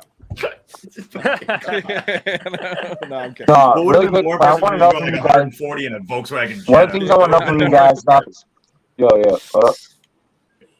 One thing I want to know from you guys. The Jets are saying that it's inhumane to show players. They're saying they're taking a different approach to Hard Knocks, and they're saying that it's inhumane to show players getting cut. Cap or no? Let me take this one because I'm a Jets fan. Let me take this one first. Okay, go ahead. Let me go ahead. I disagree because I think it's the reality of the situation. Now, Herm Edwards does a rookie symposium every year, and he talks to all these rookies. Like, Hard Knocks is supposed to be about everything in training camp. Is it inhumane to show players being cut? No, we fired people before. People have been fired. Like, this is part of the reality of the sport. This is part of the reality of the job that you're living. This is part of everyday life and everyday reality. Does this mean you're not good enough to play in the NFL? No. Just means you weren't good enough for this team. It doesn't mean you're not good enough for another team. You can go to Canadian Football League. I don't think it is. Because to me, if you cut out showing cutting players, you don't see the decision-making behind cutting players. Why is this player being cut? What is the competition level? Like, we need to understand, and I think it's lost, like, to be honest with you, like, on the current generation. What's up? Look, just because you are... Once I'm done. Just because you are whoever you are, not everyone is special. Not everyone is great. And I think showing people getting cut shows that, look, you can get cut, but you can come back again. Yeah. And I also think it shows that, you good. Sometimes you need to work a me. little bit harder. Yep. Robbie, I think you're cutting off Jeff over here. Sorry. Didn't mean to. It's all good. You're good. But I think it just shows that, hey, you know what? You got to put in time, work, and effort, and sometimes you're just not good enough. And you know what? That's just the reality of life, and that's the reality of the situation. So, no, I don't think it's inhumane to show players being cut. I really don't. Can I go next? Yeah. Go ahead. I just want to say, so I respectfully disagree because I think, honestly, okay, we are privy to, as fans, to all the information of what's going on in an NFL career. Like, we know what the money they're making, I mean, that's private for a lot of people. Or do you guys reveal your salaries and all that stuff? No, we get that information, from the media. They release that info. And we know when a player is fired, essentially, when they're released, when they're cut, or when they're relocated by a trade, we know all that information, And I think, like, the most vulnerable and personal moment from a professional standpoint, if that makes sense, is when we get to when we see a player being fired, being released, and I think that's a moment that I think probably should be private, just from a personal standpoint. But me being like always Jones, and to see what the drama is like I'm not gonna lie, at the same time, being able to see that shit is wild. Like, I'll just be sitting here like, oh god, when someone gets cut, but at the corner of my eye, I'm like peeking in to see, like what's going down, Mike, how do you feel? It's fascinating to see how it plays out, I am more on Jeff's side. I don't think it's that big of a deal. And in my opinion, the only reason they're doing this is one reason. Is because they're forced to be on the show. No, because they're forced to be on the show, and they're trying to do something to piss off the NFL. I don't think that's the Jets. I don't think the Jets have that much. It's Aaron Rodgers. No, it's Aaron Rodgers. It's Aaron Rodgers. That he does not want to work with NFL Films, so he's not going to give NFL Films what. It's Aaron Rodgers. Because it's Aaron Rodgers. It's the NFL Films. It's Aaron Rodgers, in my opinion. Do you know why I disagree with you? I got one reason why I disagree with you. Because Aaron Rodgers ain't getting cut. No, he's definitely not getting cut. No, it's not about the cut thing. Aaron Rodgers didn't want to have this in the first place. Well, none of them did. No one wants. You are basically subpoenaed to fucking represent. Bro, let's You be don't realistic. get it. Let's be realistic. Let's be Dan realistic. Campbell is the only No, stop. Let's be realistic. This is not a willing situation. You're stuck. Let's be realistic. Let's be realistic. Let's be realistic. If Aaron Rodgers probably knew this was part of it, he would have never did it. Yeah, I mean, That's Yeah. no, I'm not Coach, disagreeing what's with your you. That's an interesting fork in the road that I would like someone to ask Aaron Rodgers up front and be like, "Would you have done this if Hard Knocks?" Yeah, if like, you knew. Hard- Yeah, if you know? knew the Jets were gonna be on Hard Knocks, would you have Yeah. done this deal? I can guarantee. That's the way that I'm personally wrapping it. I don't think that he would have done it if it wasn't for that. Aaron Rodgers has enough power to where he would have overturned this whole Hard Knock shit. I don't know. It just what seems do you very think? forced. It seems very forced. Jeff, I hope you enjoy this season of Hard Knocks. Yeah, do This you whole- enjoy it as a Jets fan? Do you enjoy it? Hold on, this whole To be honest bullshit. with you, I actually don't like. I'm gonna be honest with you guys. I don't watch Hard Knocks, and it's not because I'm not a fan of the show or I don't like HBO. I don't watch Hard Knocks because I get enough of my information from other ways, From other and places, different things. yeah. And You're I also feel like I've watched a couple episodes or a couple, here and there, and there's so much show and drama that it feels more like a reality show than what's actually and that's what it's happening. been So, for. Like, That's what it's been for.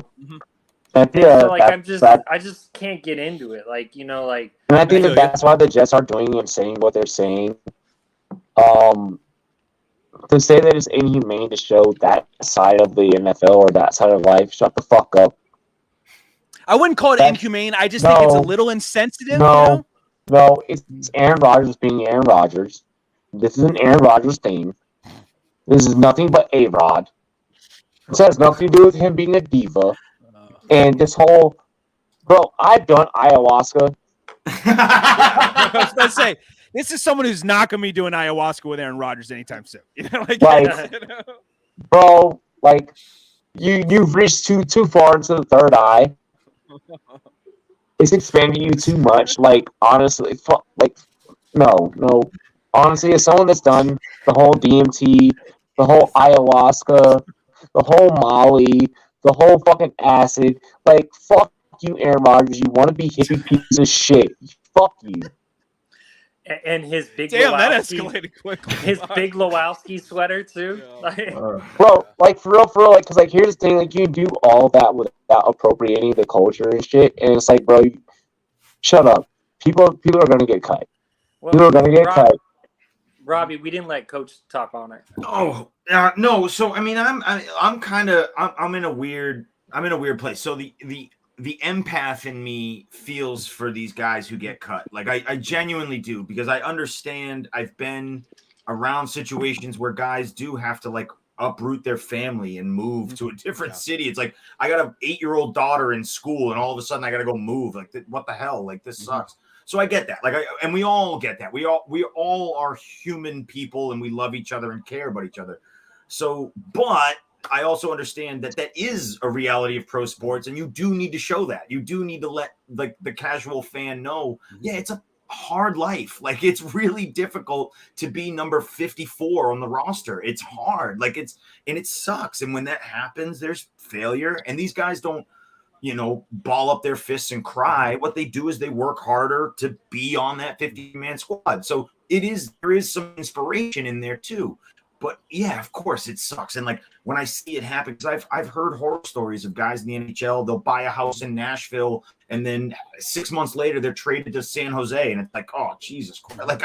Like what the hell, man? Like I just bought a house here, I enrolled my kid in school, and now I got to move. Like you didn't give me any warning. Like it does. There is that aspect of it that sucks, and I get it, and I totally get it. But to say like, oh, we don't want to show it because it's inhumane, it's like, I mean, we're not showing people getting their legs chopped off. Like it's a job. Like we have to show this. It's the reality of pro sports. You're the only modern day gladiator right of today, outside of UFC and boxers. wish big shout out to Jamal Crawford, who's already about to win. We're in this day of boxers and UFC fighters. Hey, Robbie, your mic's Football players jacked are up, the homie. Yeah, your mic's a little. There's a lot of feedback on your mic. Yeah. I'm sorry. We'll deal with it. We'll deal with it once we're through with this. Okay. But in terms of like physical sports athletes, I feel like football players were the last ones to complain. Well, I mean, don't you think, though, that a headline on an online page or a little tidbit on the ticker at the bottom of your screen when you're watching ESPN is good enough to let someone know that they got fired, as opposed to showing them and their emotional vulnerability? You know what I'm saying? So it's funny. I almost don't even think the ticker. I'd rather not have the ticker. Don't show me the ticker. Because that's inhumane. Okay. That's inhumane of just being like, no, this guy's cut. Forget him. Some players get versus showing me. I see what you're saying with that. Tell my story. Tell my story. Yeah, don't tell my story. Latavius Murray is now back on the street. Sometimes these clips and headlines make me more upset. Where I'm like, you're treating this person like he's just a piece of shit. It's like at least Hard Knocks is going to show you the coach and the GM explaining and talking through it, and the it is a raw emotion. It is difficult. It's not inhumane. To be honest, it's not inhumane at all. I would rather see that than hear the stories of.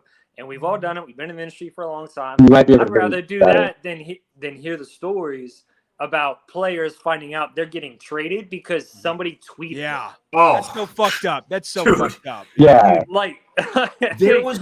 I have one crazy story. I can't name it, but there was a similar situation where there was rumors going around on Twitter and Reddit and all this other stuff. And the player kind of brought it up, and he didn't know how to say anything to the coach, and the GM was like, "Dude, what do I say?" I'm like, "That's so I don't know, man. You're in a tough spot. This is really." And it's so horrible because then you're walking on eggshells around the facility. You're like, "Am I in trouble? Am I a bad employee?" And then once you do bring it up, it's maybe it is the the GM's like, "Hey, look, business. There were offers out there. We declined them. Whatever. It's fine." But it is. You're right. That is so. It's a tough business to navigate. Let's get in really quick. Let's get into this last topic because we only have about 10 minutes left here.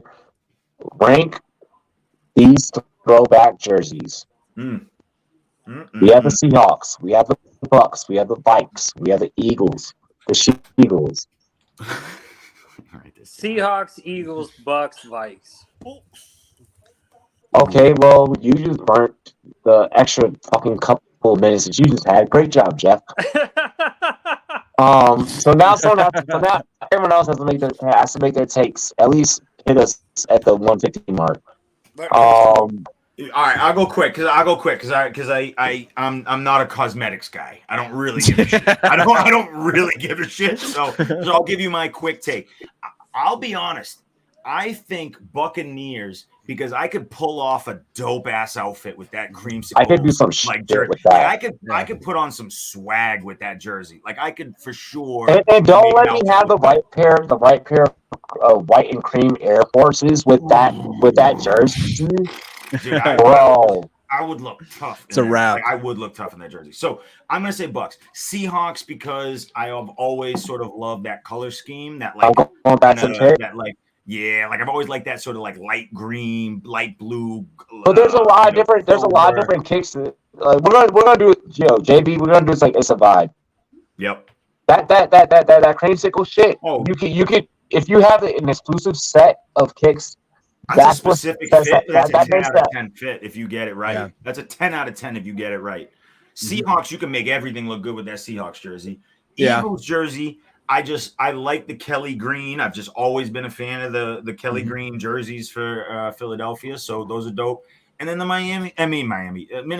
I feel like that color green, whether you're a fan or whether you're not, that Kelly green's sharp. That Kelly green's sharp. That color is fire. Yeah, it's dope. Is it just me to match some shit with that? Oh, it's dope. Yeah, man. That's hard. A sharp color. It's that green. That green is hard to do shit with.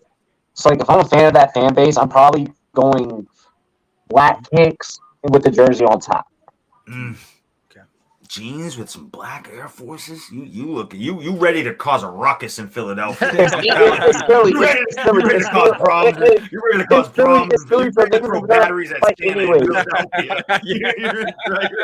The batteries. Philly, so niggas gonna fight anyway. You're a bad man if you're wearing black Air Forces, jeans, and that jersey. You're a bad man. You can mix it with the black and green. You can even do the Italian flag with that eagle shit with that Kelly green. You can do the Italian flag shit with that. Like if you're really Paisan with it, I feel like that's your bet. Yeah, yo, that Vikings joint is tough. Like Vikings, but the problem is it just looks too much like their regular jerseys. Like they're all right. Like, exactly. They're cool, but they look like your regular jerseys. Like again, I'm not a cosmetics guy. I don't pay attention to like how many stripes are on the sleeve. Like people. So you're going Bucks. You're going Bucks, Seattle, Philly. I'm going Bucks, Seattle, Philly, Vikings. Yeah, that's me. Jeff, what you got? I'll put it up back up. I'll put it back up. Oh, for me it was Seattle, Philly, Tampa, and then Minnesota. And to me, Minnesota looks just like the same jerseys they've always had. Like it doesn't look any different. Right. Like when you look at the Eagles, you actually think about the throwbacks. When you look at Tampa Bay, you think about Doug Williams. You think about some of the great players that played. With the Eagles joint, I know a perfect pair. I know a perfect pair of Jordan 4s. I know a perfect pair of Jordan 4s that match with that. Wait, what was the Eagles movie with Invincible? Yeah, that's what I think. Vince Papale? Yeah. Where he scored one touchdown.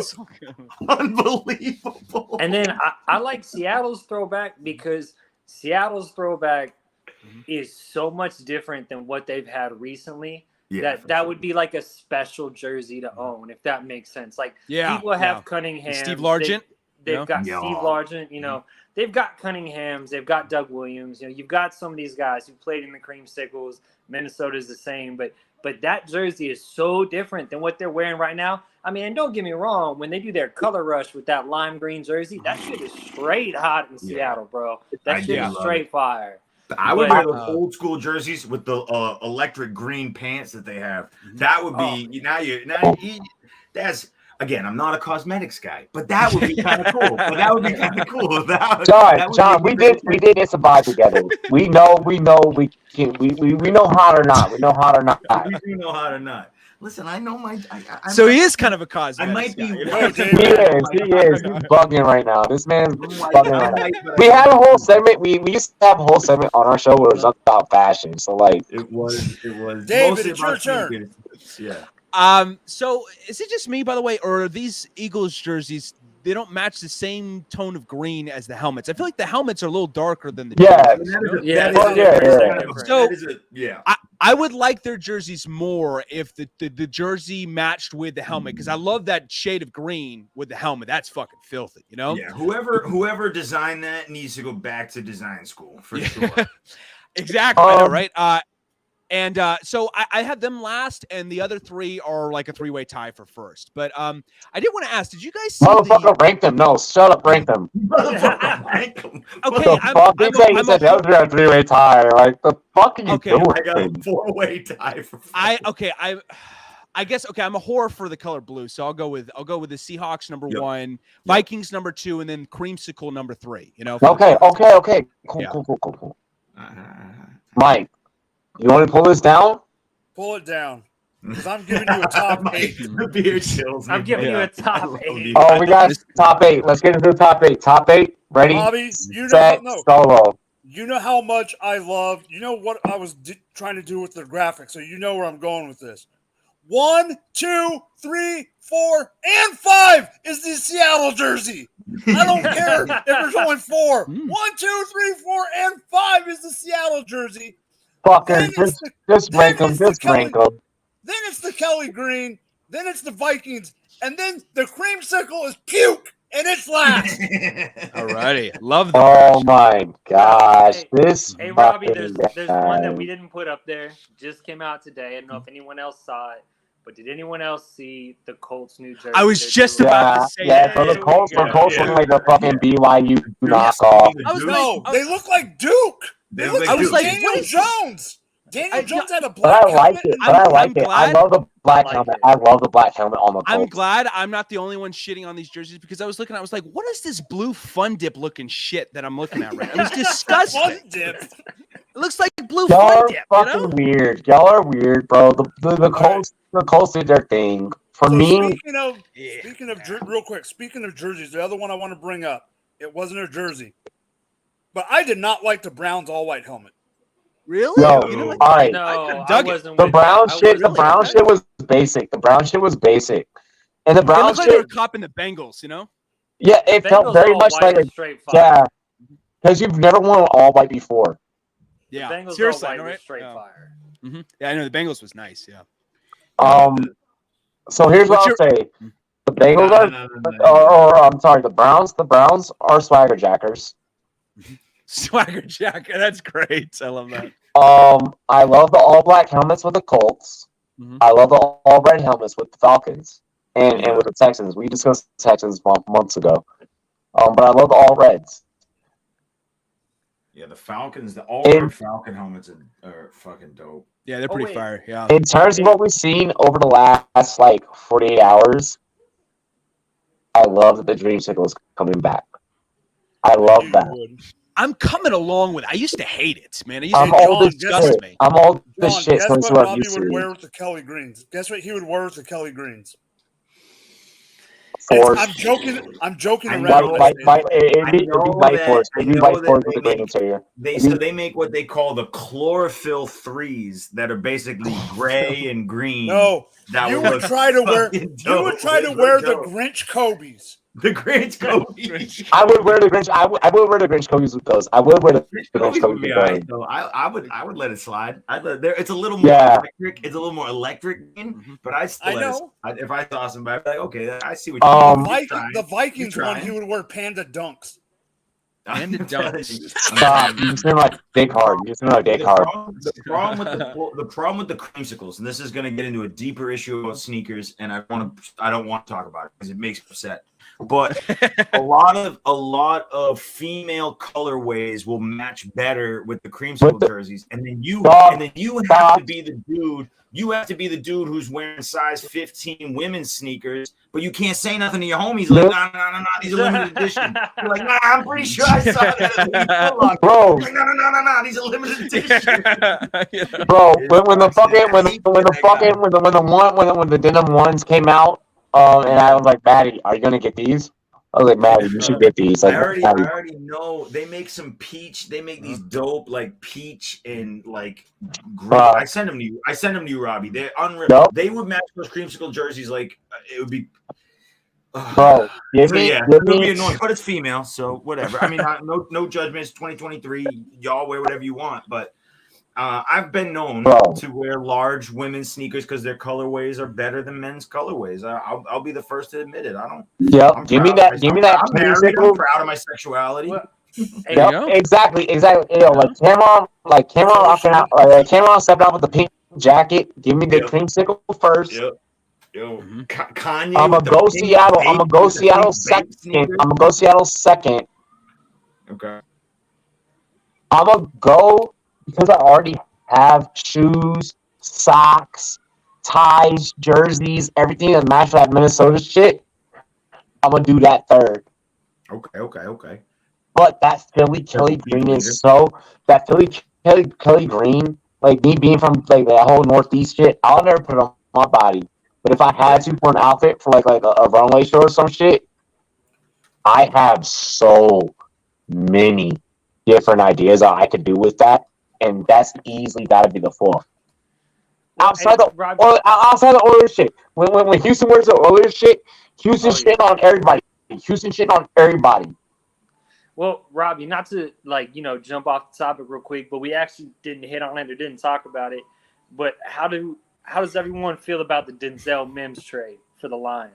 What a hard cut. Honest truth. Yeah. I don't care. I'm thinking more about this fictitious lady behind me than Denzel Mims being traded. Honestly, Denzel Mims. So Denzel Like Mims, I that- think, is a good Band-Aid until Williams comes Jameson back. That's comes all back. it Yeah, is. it's all. It's just like it gives you a body until Jameson Williams comes back. He's fine. Pretty much. But he's not a Pretty threat much. to like be anything. We know who All right, he so is. we're all in agreement that Denzel Mims. Yeah, no. He's just a trash I mean, anyway. but he's better If my than what fucking they had on producer the not looking roster at me, I'm a- until Jameson Williams comes back. That's all. At least he's a veteran. He's got experience. yeah. He knows certain systems. You know. Yeah.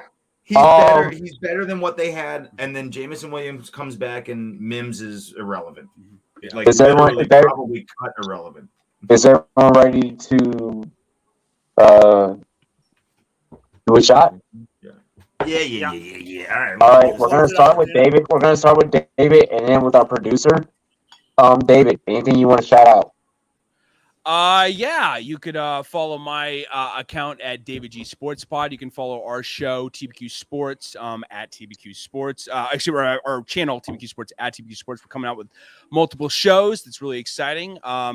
You could also follow my burner account where I passionately defend Justin Fields at Don't Fuck With My Man on all social media platforms. No, I'm kidding. And Velas Joe. It's a dual account. You know, I like to diversify on that account too. So he's up there too.